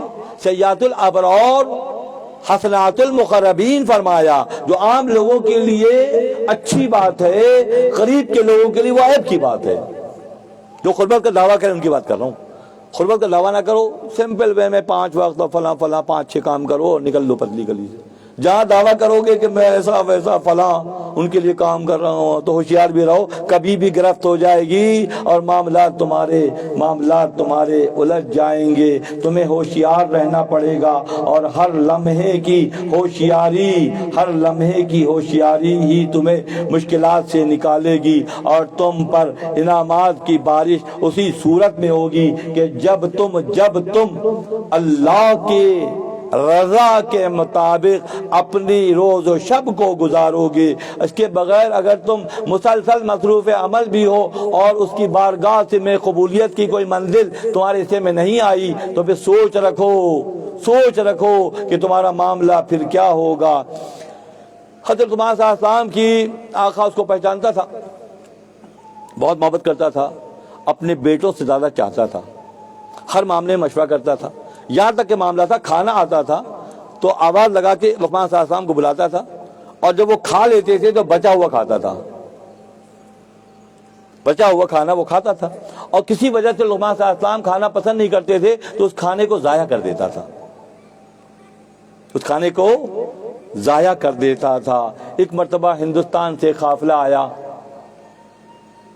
اور وہ ایک پھل ہوتا ہے جو خربوزے کے نسل کا ہوتا ہے. ہم اور آپ کو اندرائن کے نام سے جانتے ہیں, کالوسینتھ اس کا لیٹن نیم ہے. اندرائن جو کڑوا ہوتا ہے, خربوزے کی نسل کا بہت کڑوا ہوتا ہے, اندرائن کہلاتا ہے, کالوسینتھ کہلاتا ہے. تو وہ تحفے میں آیا. اب جو تحفہ آتا تو بادشاہ کرتا کیا کہ سب سے پہلے لقمان صلی اللہ علیہ وسلم کو کھلاتا. تو وہ جب تحفہ آیا تو اس نے اپنے فلاں جاؤ اور دیکھو کہاں ہے لقمان, بلا کے لاؤ میرے پاس. وہ گئے اور بلا کے لے آئے تو آ کے بیٹھ گئے سامنے. اس نے بہت چھوٹی سی ایک قلمی چاقو جو ہوتی ہے وہ لے کے اور اس کو اندرائن کو کاٹ کے پہلا خاشہ جو ہے وہ حضرت لقمان کو دیا. یہ لقمان کا واقعہ نہیں ہے, ہمارے آپ کے لیے اس میں میسیجز ہیں. کاٹ کے دیا, انتہائی کڑوا, اتنا کڑوا ہوتا ہے کہ شوگر کے مرض میں حکمہ کہتے ہیں کہ اگر اندرائن کو کسی ٹب میں کاٹ کے ڈالا جائے اور اس کو جب کچلا جائے تو اس کا ٹیسٹ زبان پہ آ جائے گا اور شوگر ختم ہو جائے گی. حکمہ کا موقف ہے یہ, اور جگہ جگہ مل جاتا ہے, بہت لگتا ہے جنگلوں میں. کاٹ کے دیا تو ماں صلی اللہ علیہ وسلم نے پورا کا کھا لیا, بڑے شوق سے کھا لیا. دوسرا دیا, تیسرا دیا, 17 خاشیں دیں. اب تھوڑا سا رہ گیا, 18 ہوتی تھی, ایک ہی رہ گئی. جب 17 بڑے شوق و لگن سے کہ اس وقت جب تحفہ آیا تو نہیں تھے, بلوایا گیا, بلا کر کاٹ کے دیا گیا, بڑے ذوق و شوق سے کھاتے رہے. اللہ غنی, 17 خاشیں کھا لی. 18ویں رہ گئی, ایک رہ گئی خاش. بادشاہ نے جو روح لیا منہ میں تو ماں فرماتے ہیں اس کی روح تک پہ آبلہ پڑ گیا, اتنا کڑوا تھا وہ. اس کی روح پہ آبلہ, بادشاہ کی روح پہ آبلہ پڑ گیا, اتنا وہ کڑوا تھا اندرائن. حیران ہو گیا کہ میں تمہیں دیے جا رہا ہوں اور تم کھائے جا رہے ہو. ارے کوئی بہانہ کر دیتا طبیعت بھر گئی ہے میری، اب مجھے اس کی ضرورت نہیں ہے، ہاں، اور تم اتنی خاموشی سے کھائے جا رہے ہو، کھائے جا رہے ہو، کھائے جا رہے ہو۔ پہلی بات آپ کے دست شفقت سے کوئی کڑوی چیز ملی اور میں کیسے آپ سے شکوہ کرتا؟ اللہ غنی، انتہا کی بات ہے یا نہیں ہے؟ گر بہر زخم تو پر کینا شوی، از کجا بے سیقل آئینہ شوی، ہر بات پہ تم شکوے سے بھر جاؤ گے۔ وہ فرماتے ہیں کہ بغیر مجائی کے پھر آئینہ کیسے بنو گے؟ گر ہر زخم تو پر کینا شوی، یہی ہے کہ نہیں؟ آج کی بات نہیں، میں نے آپ سے عرض کیا عبداللہ میاں کہ یہ ہماری اور آپ کی بات چل رہی ہے۔ ہم ہر وقت شکوے، گفتگو کی شروعات اگر شکوے سے ہو رہی ہے تو دوری ہے، اور شکرانے سے ہو رہی ہے تو قربت ہے۔ ڈیلی بیسس پہچان لے، جا کے دیکھیں معاشرے میں، کل سے دیکھیں کہ گفتگو کی شروعات لوگ کیسے کرتے ہیں، شکوے سے کرتے ہیں، شکرانے سے کرتے ہیں۔ کہا اتنے آپ کے یہ رحم والے ہاتھوں سے پوری زندگی میں نے میٹھا میٹھا ہی کھایا ہے، تو پہلی بار آپ نے کڑوا دیا تو میں کیسے اعتراض کر سکتا تھا؟ اللہ غنی، اللہ غنی۔ انتہا کی بات ہے، فرماتے ہیں مان شمس گفت ایرامن خورم تاج شیریں خرفزا اس ان بن گرم، کہ پوری زندگی آپ کے ہاتھ سے میٹھا میٹھا ہی کھایا۔ اللہ، اس بخشش والے ہاتھ سے، اس عنایت والے ہاتھ سے، اس رحمت والے ہاتھ سے جو چیزیں حصے میں آ رہی ہیں اس کا شکرانہ تو ہے ہی نہیں۔ اگر کسی دن گوشت نہیں پکا تو بیویوں کے ساتھ غصے کا مظاہرہ ہو رہا ہے کہ گوشت نہیں پکا، تم شکوہ کر رہے ہو، تم شکرانے کی منزل پہ کب آؤ گے؟ کب آؤ گے؟ فرماتے ہیں کہ مجھے شرم آئی کہ میں آپ سے شکوہ کروں کہ یہ کڑوا ہے، اسی لیے میں نے خاموشی سے آپ کی عنایات کا لطف تو میں نے اٹھا لیا۔ یہ پہلی بار اگر کوئی کڑوی چیز، کڑوی بھی نہ تھی بھائی، بات یہاں پہ آ کے اور بڑھ گئی، وہ کڑوی نہیں تھی، پھر آپ کا ہاتھ لگنے کے بعد تو میٹھی ہو گئی۔ آپ کا ہاتھ لگنے کے بعد پھر اس کی کڑواہٹ تو آپ کے ہاتھ نے جذب کر لی، اس میں کڑواہٹ کہاں تھی؟ اسی لیے میں 17 ٹکڑے کھا گیا۔ از محبت تلخ ہو شیریں شود، بہت زبردست مضمون ہے یہ۔ از محبت، یہ کب ہوگا؟ جب محبت ہوگی بھائی۔ یہ بھی سن لیں کہ محبت حادث سے ہوگی اور عشق جو ہے وہ قدیم سے ہوگا۔ محبت تخلیق سے ہوگی اور عشق جو ہے وہ کس سے ہوگا؟ خالق سے ہوگا۔ دو جملے ہیں، حالانکہ یہ بہت وسعت ہے اس میں۔ جو خدا کی تخلیق سے تعلق ہے وہ محبت ہے، اور جو خدا سے تعلق ہے وہ عشق ہے۔ بے خطر کود پڑا آتش نمرود میں عشق، بے قدر کود پڑا آتش نمرود میں عشق، عقل ہے محو خاموش اور یہ لب بام، ابھی عقل ابھی چنا چنی میں ہے، اور عشق جو ہے منزلیں طے کرتا ہے۔ از محبت تلخ ہو شیریں شود، محبت میں تلخ بھی شیریں ہو جاتا ہے۔ از محبت مسحا زیریں شود، اور محبت کی ٹچ کی وجہ سے جو ہے وہ تانبا بھی سونا بن جاتا ہے۔ از محبت درد ہو صافی شود، واز محبت درد ہو شافی، اور درد، محبت میں درد بھی شفا بن جاتا ہے۔ محبت میں کانٹا بھی پھول بن جاتا ہے، محبت میں سرکہ بھی شہد بن جاتا ہے۔ محبت کی نظر تو پیدا کرو۔ عداوت سے نکل ہی نہیں پاتے، عداوت سے نکل پاتے ہیں؟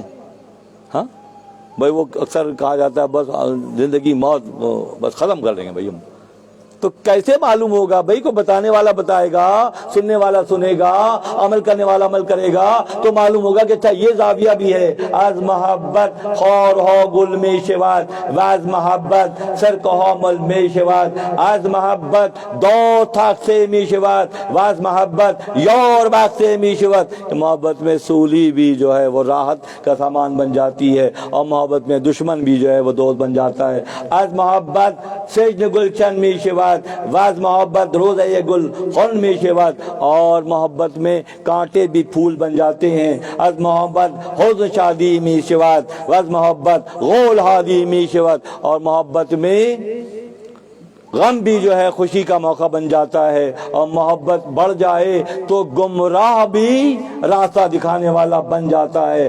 آج محبت سنگ روغن می شود بے محبت مو موہن بے شود، کہ محبت میں پتھر بھی روغن بن جاتا ہے، اور محبت نہ ہو تو موم بھی پتھر اور لوہا بن جاتا ہے۔ از محبت حزن چودی میں شود وز محبت غول ہادی میں شود، از محبت نیش نوشے میں شود وز محبت شیر موشے میں شود، از محبت سقم صحت میں شود وز محبت خار رحم، محبت میں خار بھی اگر محبت نہ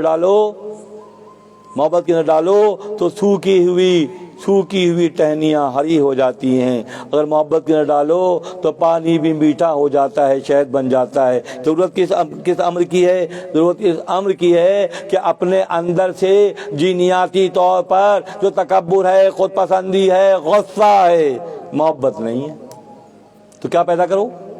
ہمارے وجود ایسے ہی رہیں گے، یہ پانچ انگلیاں، ہاتھ، سر، پیشانی، ناک، سب ایسے ہی رہے گا، کیونکہ جینیٹک کوڈ کے مطابق خدا کی تخلیق ہے۔ خدا کی تخلیق ہر ایک کو اللہ نے بے بہا عطا کی، جو انبیاء کو دی، اہل اللہ کو دی، وہی سراب آپ کو دی گیا۔ اب یہ نہیں بڑھے گا، یہ اسٹل ہو گیا۔ کیا چیز بڑھے گی؟ عقل بڑھے گی۔ کیا چیز بڑھے گی؟ محبت بڑھے گی۔ کیا چیز بڑھے گی؟ عداوت و دشمنی سے خلاصی بڑھے گی، جب تمام تر نیگیٹیوٹی ختم ہو جائے گی، اور اس کے بعد تمام تر پازیٹیوٹی کا ہماری سمیں بھری ہوئی ہیں، عداوتوں سے، دشمنیوں سے، خود پسندیوں سے، تکبر سے، غصے سے، شہوت سے بھری ہوئی ہے، تو جب کب جگہ خالی ہوگی تو وہ کیا چیز آئے گی؟ اسی لیے اللہ کے نبی کے لیے یہ فرمان ہے، لا یؤمن احدکم حتی اکون احب الیہ من والدہ وولدہ والناس اجمعین۔ تو محبت کی شروعات کہاں سے ہوگی؟ میں نے پہلے عرض کیا کہ مخلوق سے تعلق محبت ہے، اور اللہ سے تعلق عشق ہے۔ تو مخلوق خدا کو اللہ یہ پیغام دے رہا ہے کہ تم کس سے محبت کرو؟ تم ان سے محبت کرو جو باعث تخلیق کائنات ہیں۔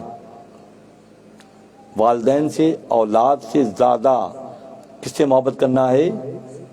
ایک نقطہ اور بھی آ رہا ہے ذہن میں، ہمارے پاس اسٹاک میں جو چیز ہوگی وہ نکال کے دیں گے، پیسہ ہے پیسہ دے دیں گے، علم ہے علم دے دیں گے، ٹھیک ہے تو دیں گے نا۔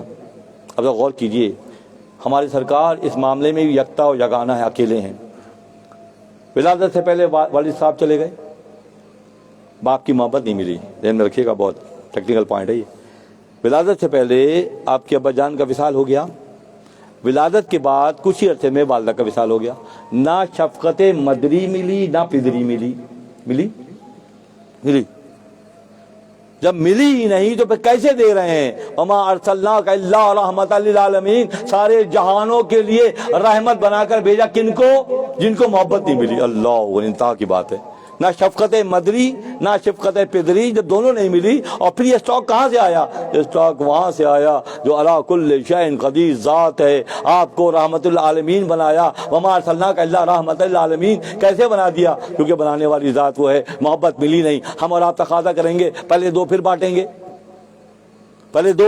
گے، اب ہے ہی نہیں، کون بانٹے گا؟ کہاں سے بٹے گا؟ وہ جہاں سے چاہے گا بٹوا دے گا۔ جن کو شفقت پدری اور مدری نہیں ملی، ان کو جہانوں کا رحمت بنا کر بھیجنے پر اللہ قدرت رکھتا ہے۔ یہ علی کل شیء قدیر ذات اپنے نبی کی حرمت کی حفاظت کے زاویے مخلوق خدا کو دکھاتا ہے۔ تم محتاج ہو، جو ملے گی اس کو دو گے، اور ہمارا نبی بے نیاز ہے، جو نہیں بھی ہے وہ بھی دینے پر قدرت رکھتا ہے۔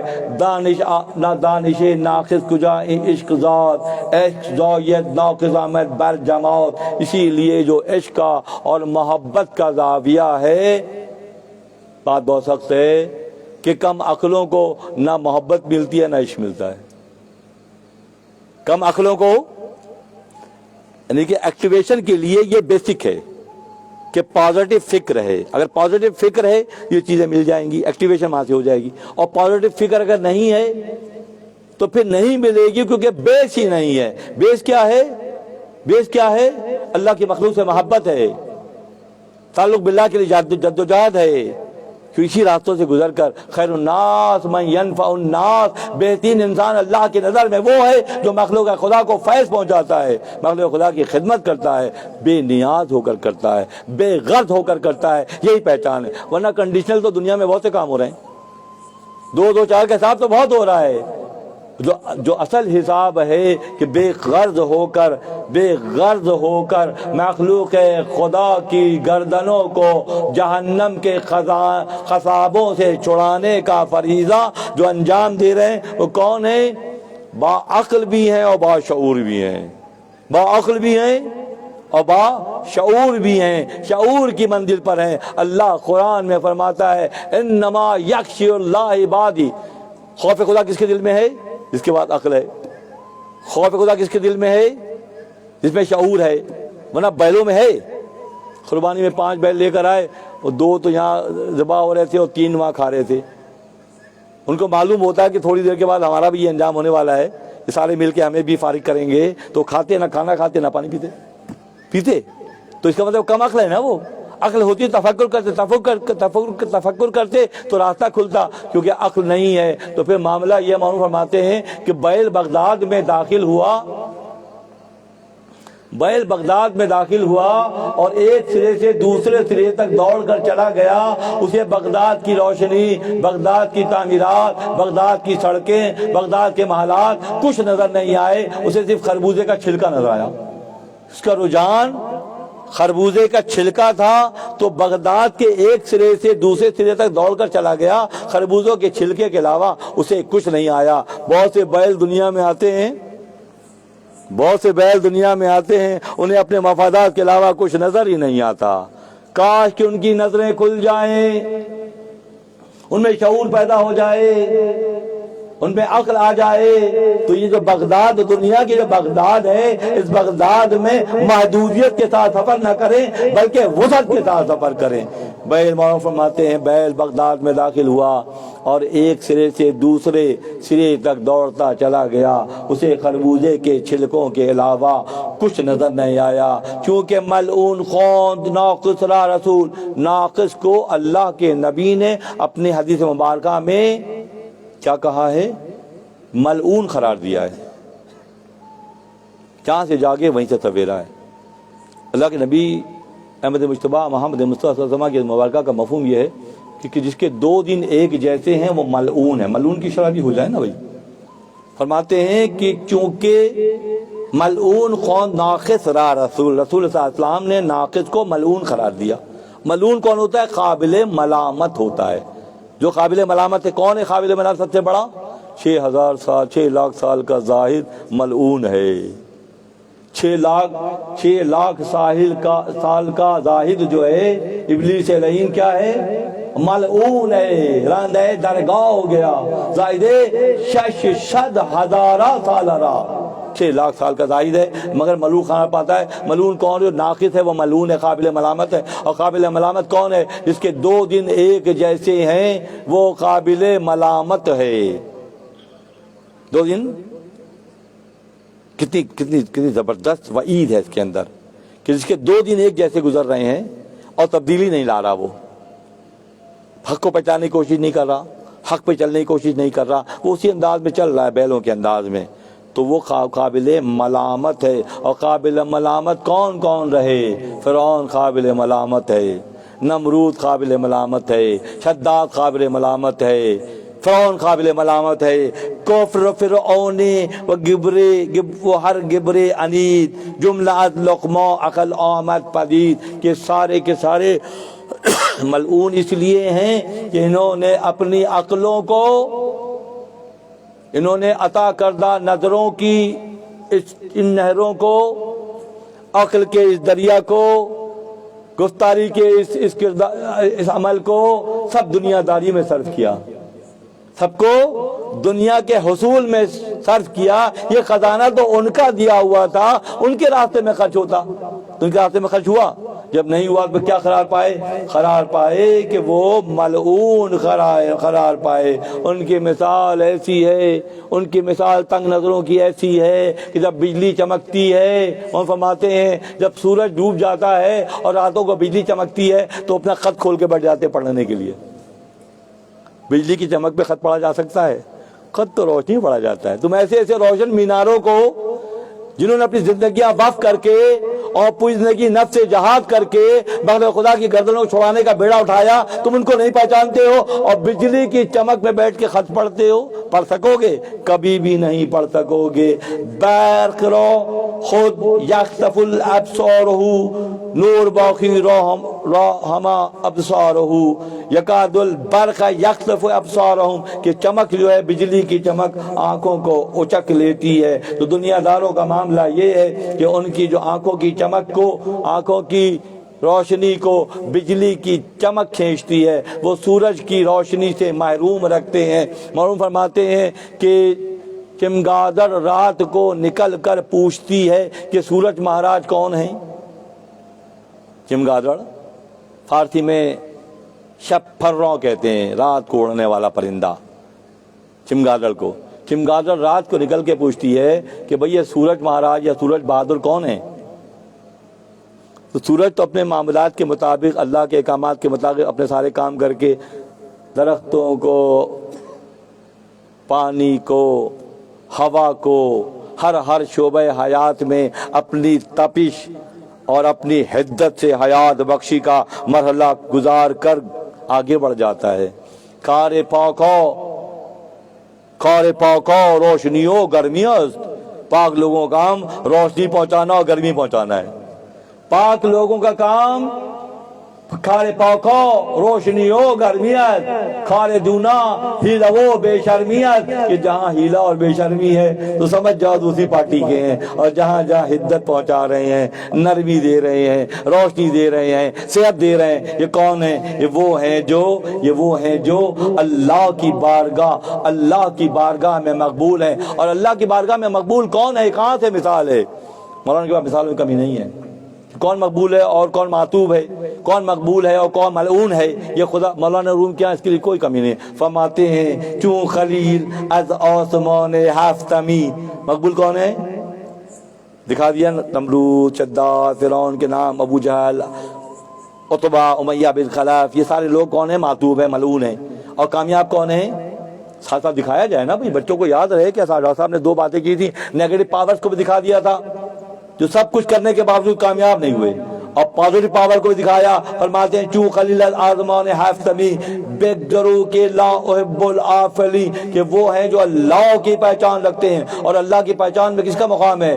حضرت خلیل حق، ہماری جانیں اور روحیں قربان. حضرت ابراہیم علیہ السلام فرماتے ہیں لا احب العافلی، میں ڈوب جانے والوں سے، نظر سے چھپ جانے والوں سے محبت نہیں کرتا. میں اللہ کو بھائی دوست بنایا، ایسے تو نہیں بنایا ہوگا نا بھائی، کوئی کوالٹی ہوگی نا. واتخذ اللہ ابراہیم خلیلا، اللہ نے ابراہیم کو دوست بنایا، تو دوست بنانے کی کوالٹی کیا تھی؟ ہر حکم پر اپنی گردن جھکائی نا. بیوی کو جنگل میں چھوڑ دیا، آگ میں کود گئے، بیٹے کو ذبح کر دیا، کہیں کمی دکھائی؟ یہ صدیقیت کی منزل ہے، یہ اللہ کی پہچان کی منزل ہے. کس میں ہے؟ چون خلیل آزمان حفتمی بیک جرت کہ لا احب العافلی، کہ میں ڈوب جانے والوں سے محبت نہیں رکھتا، ان سے میرا کوئی تعلق نہیں ہے. تو خلیلی فکر تو یہ ہونی چاہیے، کم سے کم یہ رمق تو پیدا ہو جائے کہ اللہ کی پہچان کا زاویہ تو آ جائے. جو خلیل حق کے پاس ڈیر کا ڈیر ہے بھائی، تو ہر نماز میں، ہر صلات میں پڑھتے ہو درود ابراہیم، تو کیا سیکھتے ہو بھائی؟ کہاں 4000 سال پہلے کا زمانہ، اور کہاں فجر، ظہر، عصر، مغرب، شام، ہر صلات میں آپ درود ابراہیم پڑھ رہے ہیں. کاہے کو پڑھ رہے ہو؟ غور تو کرو کبھی، کاہے کو پڑھ رہے ہو؟ ایسا کیا کیا ابراہیم نے؟ ایسا ابراہیم نے یہ کیا کہ اپنی گردن کو اپنے رب کی بندگی پہ قربان کر دیا، اپنے بیٹے کی گردن کو اپنے رب کی مرضی پر قربان کر دیا. جب کوئی ایسا کرتا ہے تو کیا بن جاتا ہے؟ از خلیل حق بیاموز اے پسر، اے بیٹے خلیل حق سے یہ پیغام سیکھ لو. از خلیل حق بیاموز کہتے ہیں سیکھ لو، پڑھنے کو. از خلیل حق بیاموز اے پسر، اے بیٹے خلیل حق سے یہ سیکھ لو کہ شدو بیزار اول از پدر، کہ سب سے پہلے گھر والوں سے بغاوت ہے. کون کرے گا بھائی؟ بھائی ان سے تو بعد میں معافی تلافی کروائی لیں گے، ان سے کون بگاڑ کر لے گا. تو اس وقت یہ روش چل رہی نہیں چل رہی ہے؟ ہر جگہ یہ روش چل رہی ہے کہ خالق کل سے دوری، اور اس جہاں میں، اس جہاں کی محبت میں مبتلا لوگوں کی محبت بھی ہمارے دلوں میں جگہ بنا جاتی ہے. تو ہونا تو یہ چاہیے خلیل حق کے انداز میں اللہ کی پہچان ہو. اتنے حاضر و ناظر، کہتے ہیں حاضر و ناظر کیا ہوتا ہے بھائی؟ کیا ہوتا ہے حاضر و ناظر؟ حاضر ناظر خلیل حق کی زندگی میں ہے کہ اللہ کو حاضر و ناظر دیکھ رہے ہیں. ستارے چھپ جاتے ہیں نہیں مانتے، چاند چھپ جاتا ہے نہیں مانتے، سورج چھپ جاتا ہے.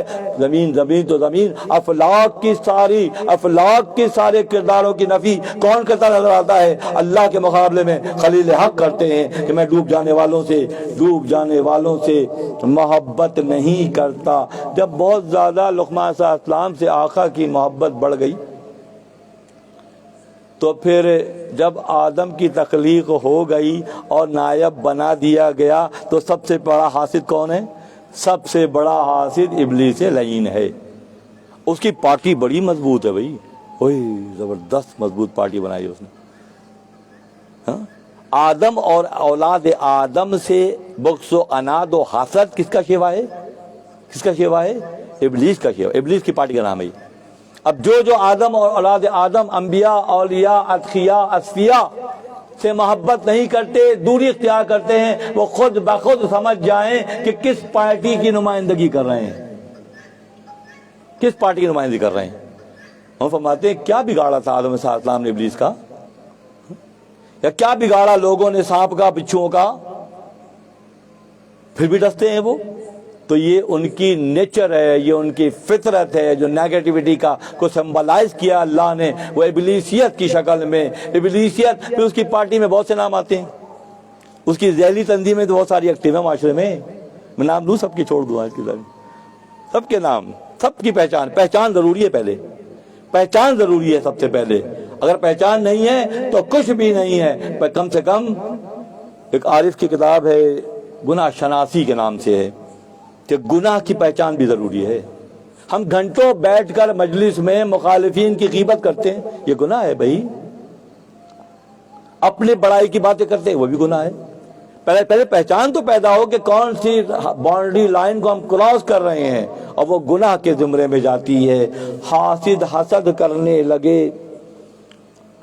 حضرت لقمان صلی اللہ علیہ وسلم سے، اور وہ ظاہرداری کی بنیاد پہ حسد کر رہے تھے. بادشاہ ان کے باطن سے واقف تھا، اسی لیے چاہتا تھا کہ جو اس کے ہاتھ سے 17 خاشے اندر آئین کے کھا لے تو محبت تو پیدا ہو جائے گی نا.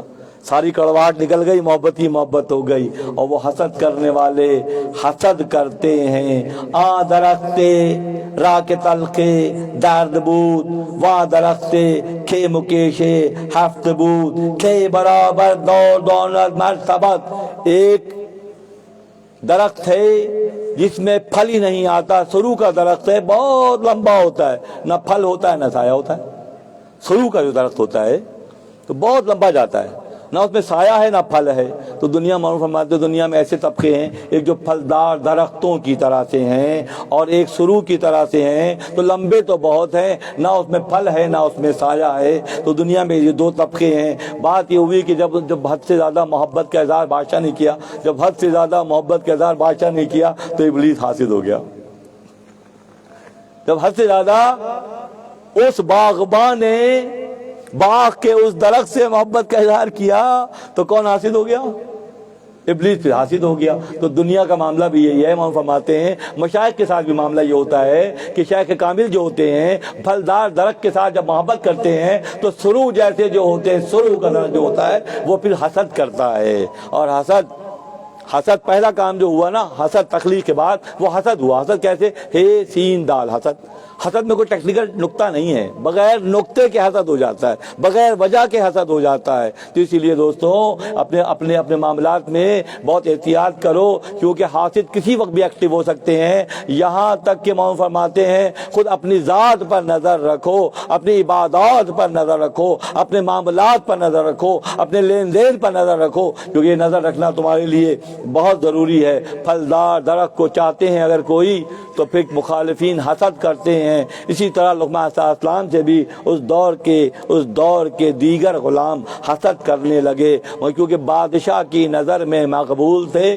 تو کوئی فکر نہیں تھی، ان کی چاہت دل میں ہے بس کافی ہے نا۔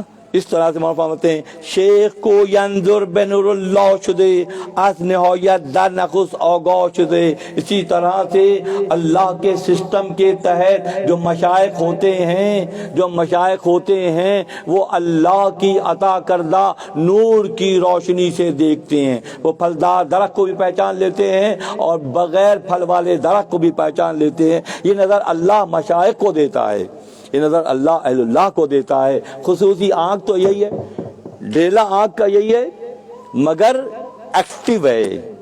تمہارے سارے ایسیسریز جو ہیں وہ سائلنٹ ہیں، نسل در نسل سے سائلنٹ ہیں، نسل در نسل سے سائلنٹ ہیں۔ آنکھیں ظاہر کو دیکھتی ہے، اسی آنکھ سے عمر خطاب ممبر پہ بیٹھ کر ساریوں کو میدان جنگ میں دیکھ رہے ہیں، آنکھ تو وہی ہے عمر کی بھی۔ یا اسی ناک سے یعقوب یوسف کی خوشبو چھوڑے، ناک تو وہی۔ دیکھیں بار بار موضوع ریپیٹ ہوتا ہے تو اس کی وجہ یہی ہے تاکہ ہماری یادداشتوں میں محفوظ ہو جائے یہ ڈیفرنس جو واضح ہے۔ یہی کان ایسا ہی شیپ ہوگا سلیمان علیہ السلام کا بھی۔ اللہ عدل کرتا ہے، مگر سلیمان 3 میل کے فاصلے سے چونٹی کی آواز سنتے ہیں۔ تو ہم میں وہ صلاحیتیں کب ایکٹیو ہوں گی؟ ہم کب کسی جوہر سے ملیں گے، ہم کب کسی کیمیا سے ملیں گے جو ہمارے اندر وہ صلاحیتوں کو ایکٹیو کرے؟ کیا شعور ہے؟ سوال پہلے یہ کہ شعور ہے تو شعور بھی تو نہیں ہے۔ ٹھیک ہے بھائی، کیا کرنا ہے بھائی، اچھا خاصی گزر رہی ہے، اچھا خاصی گزر تو رہی ہے، کھا رہے ہیں پی رہے ہیں ہضم کر رہے ہیں، اولاد ہے، مال اور باپ ہیں، گاڑیاں ہیں، سبھی کچھ۔ تو اب کیا ضرورت اضافی ایکٹیویشن کی؟ تو کیا خدا کی یہ مرضی ہے؟ خدا کی یہ مرضی ہے؟ خدا کی یہ مرضی نہیں ہے۔ من عرف نفسہ فقد عرف ربہ، جو خود کو پہچانے گا وہ خدا کو پہچاننے جیسا ہو جائے گا۔ اسی وجود میں دودھ کی نہر بہ رہی ہے، خون کی نہر بہ رہی ہے، بلغم کی نہر بہ رہی ہے، ہاضمے کا نظام بہ رہا ہے، یورینیشن کا نظام بہ رہا ہے، سب بہ رہے ہیں اسی وجود میں، اسی پاکٹ میں سب کچھ ہے۔ کون کرتا ہے یہ کام؟ کہ کون کر سکے گا خدا کے بغیر؟ تو ہمیں احساس ہے، ہمیں احساس نہیں ہے، اور جب احساس نہیں ہے تو پھر کیا ہوگا؟ چشم آخر بھی بس از بحر حق، چشم آخر بھی کشادہ از سبق۔ تو پھر دعا اللہ سے یہ مانگو کہ اللہ آنکھ کا ڈھیلا تو دے دیا، بصارت تو دے دی، بصیرت بھی عطا کر۔ روز کی دعا ہے یہ، روز کی مانگی جانے والی دعا ہے کہ شاید کچھ عرصے کی محنت کے بعد جو عرفہ کے ہاں خانقاہوں میں چلے جو ہوتے ہیں، مرحوم رحمۃ اللہ علیہ کے والد گرامی کی جب وصال ہوا تو آپ کے والد صاحب بہاؤالدین بلخی رحمۃ اللہ علیہ کے جو نائب تھے برہان الدین محقق ترمذی رحمۃ اللہ علیہ، تو وہ جب آئے بشارت ہوئی کہ تم یہاں بیٹھے ہو لاندرا میں، پونیا میں رومی اکیلا ہے، اس کے پاس جاؤ، تو بھاگے اسی وقت آئے۔ دیکھا تو ظاہری علم میں تو پکے ہیں مرحوم رحمۃ اللہ علیہ، کچھ باطنی علوم کی کچھ چیزیں جو ان کو ملنی چاہیے، پاسورڈز، یہ پاسورڈ یہاں استعمال کرنا، یہ یہاں استعمال کرنا، یہاں استعمال کرنا، اس کی کچھ شرطیں ہیں۔ فرمایا کہ کم سے کم 40 دن کا چلہ کیجئے تو آپ کے اندر سے کثافتیں نکلیں گی۔ یہ ہر وقت جو بھرا جا رہا ہے تو کیا بھرا جا رہا ہے؟ یہ نور بھرا جا رہا ہے کہ فضلہ بھرا جا رہا ہے؟ ہاں ہے خیال؟ کچھ چیزیں ہیں جو آپ کے والد صاحب کے کچھ تحفے میرے پاس ہیں، میں آپ کو دینا چاہتا ہوں، اوپر سے آرڈر بھی آیا ہے، تو آپ 40 دن جو ہے کم سے کم آپ چلہ کیجئے، پھر میں آپ کو دے دوں گا، پھر آپ سہار سکیں گے۔ اگر کوئی سہار نہ سکے اور اس کو یہ چلہ دے دیا جائے تو بیچارہ ویسے غش کھا کے گر جائے گا۔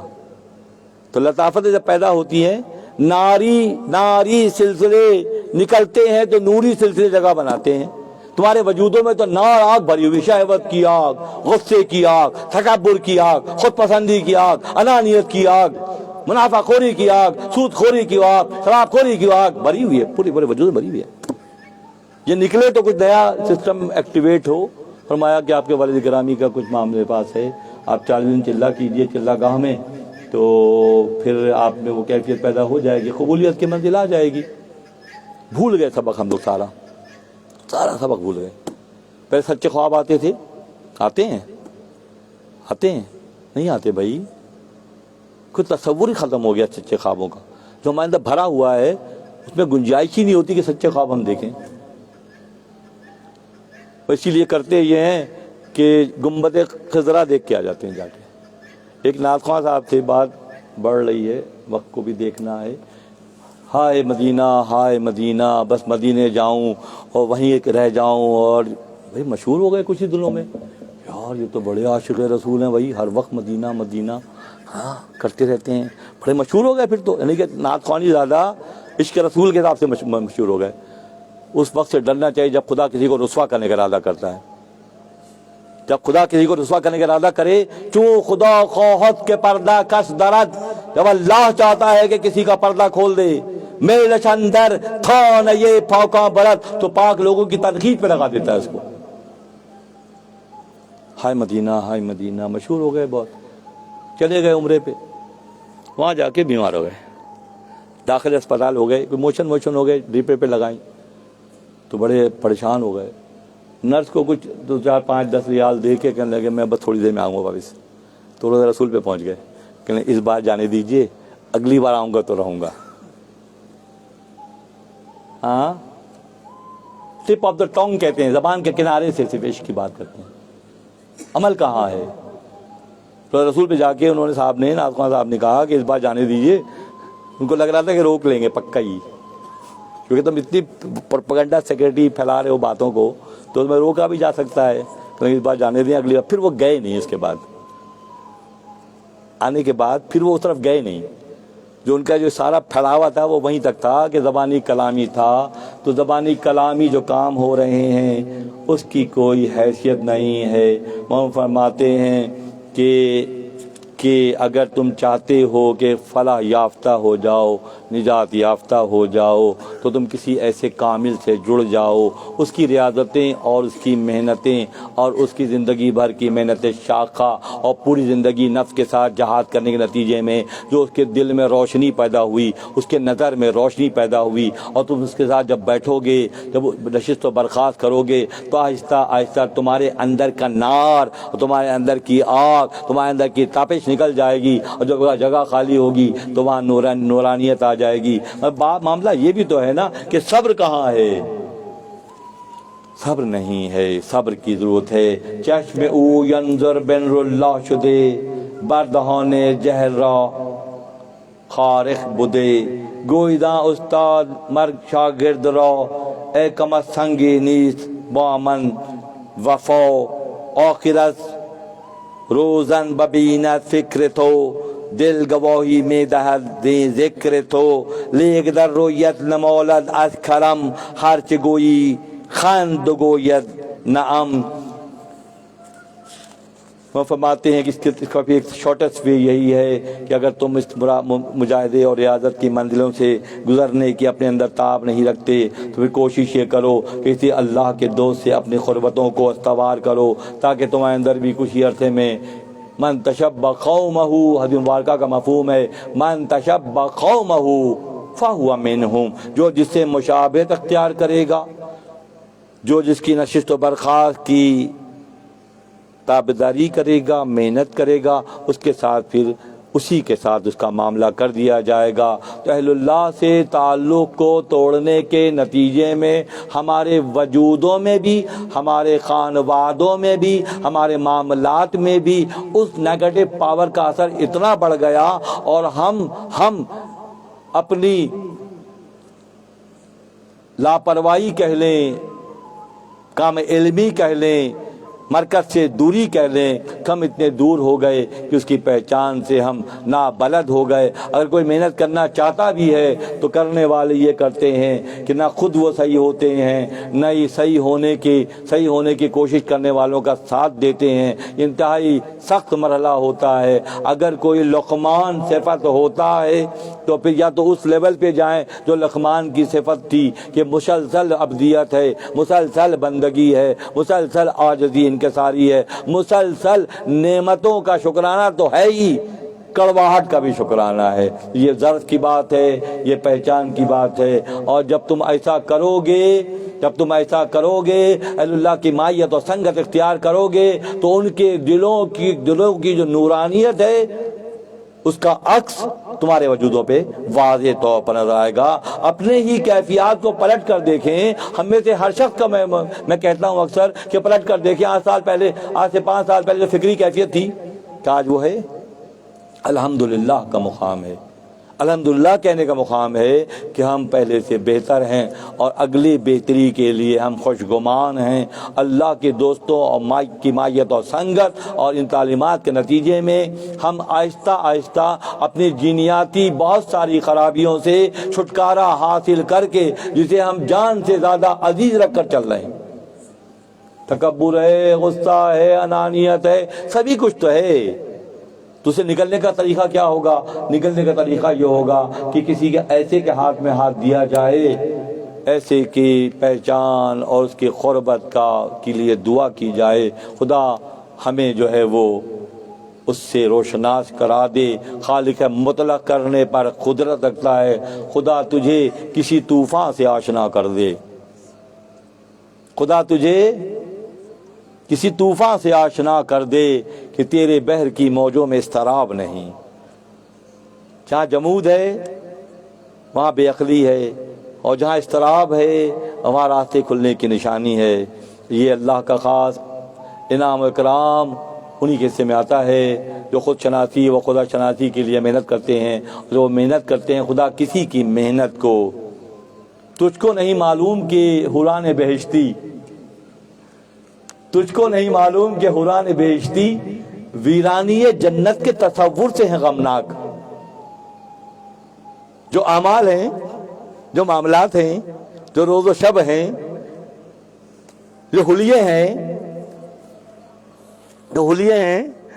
تو کیا سرجانی ٹاؤن اور سندھی ہوٹل کی 2 چیزیں جب پسند نہیں کریں گی اس رنگ و روپ کو، تو جنت کی حوریں کیسے پسند کریں گے؟ تجھ کو نہیں معلوم کہ حوران بہشتی ویرانی جنت کے تصور سے ہیں غمناک۔ ان میں سے کوئی نہیں آئے گا بھائی، ان میں سے کوئی جنت نہیں آئے گا، تو بیچاری پریشانی ہونا ہے نا، اور کیا ہونا ہے؟ ان کی حرکات، ان کے سکنات، ان کے معاملات، ان کی وضع خطا، ان کی ہیبت ہے۔ ہاں، جو عطا اللہ نے کر دی ہے اس کی حفاظت ہماری ذمہ داری ہے۔ اور حلیہ تو وہ بنایا ہوا ہے، اعمال تو ایسے والے ہیں، اور تصور یہ ہے کہ وہاں جائیں گے، وہ پریشان ہے سارے، ان میں سے کوئی نہیں آئے گا۔ علامہ اقبال کیا خوب کہہ گئے، تجھ کو نہیں معلوم کہ حوران بہشتی ویرانی جنت کے تصور سے ہیں غمناک۔ وآخر دعوانا ان الحمدللہ رب العالمین۔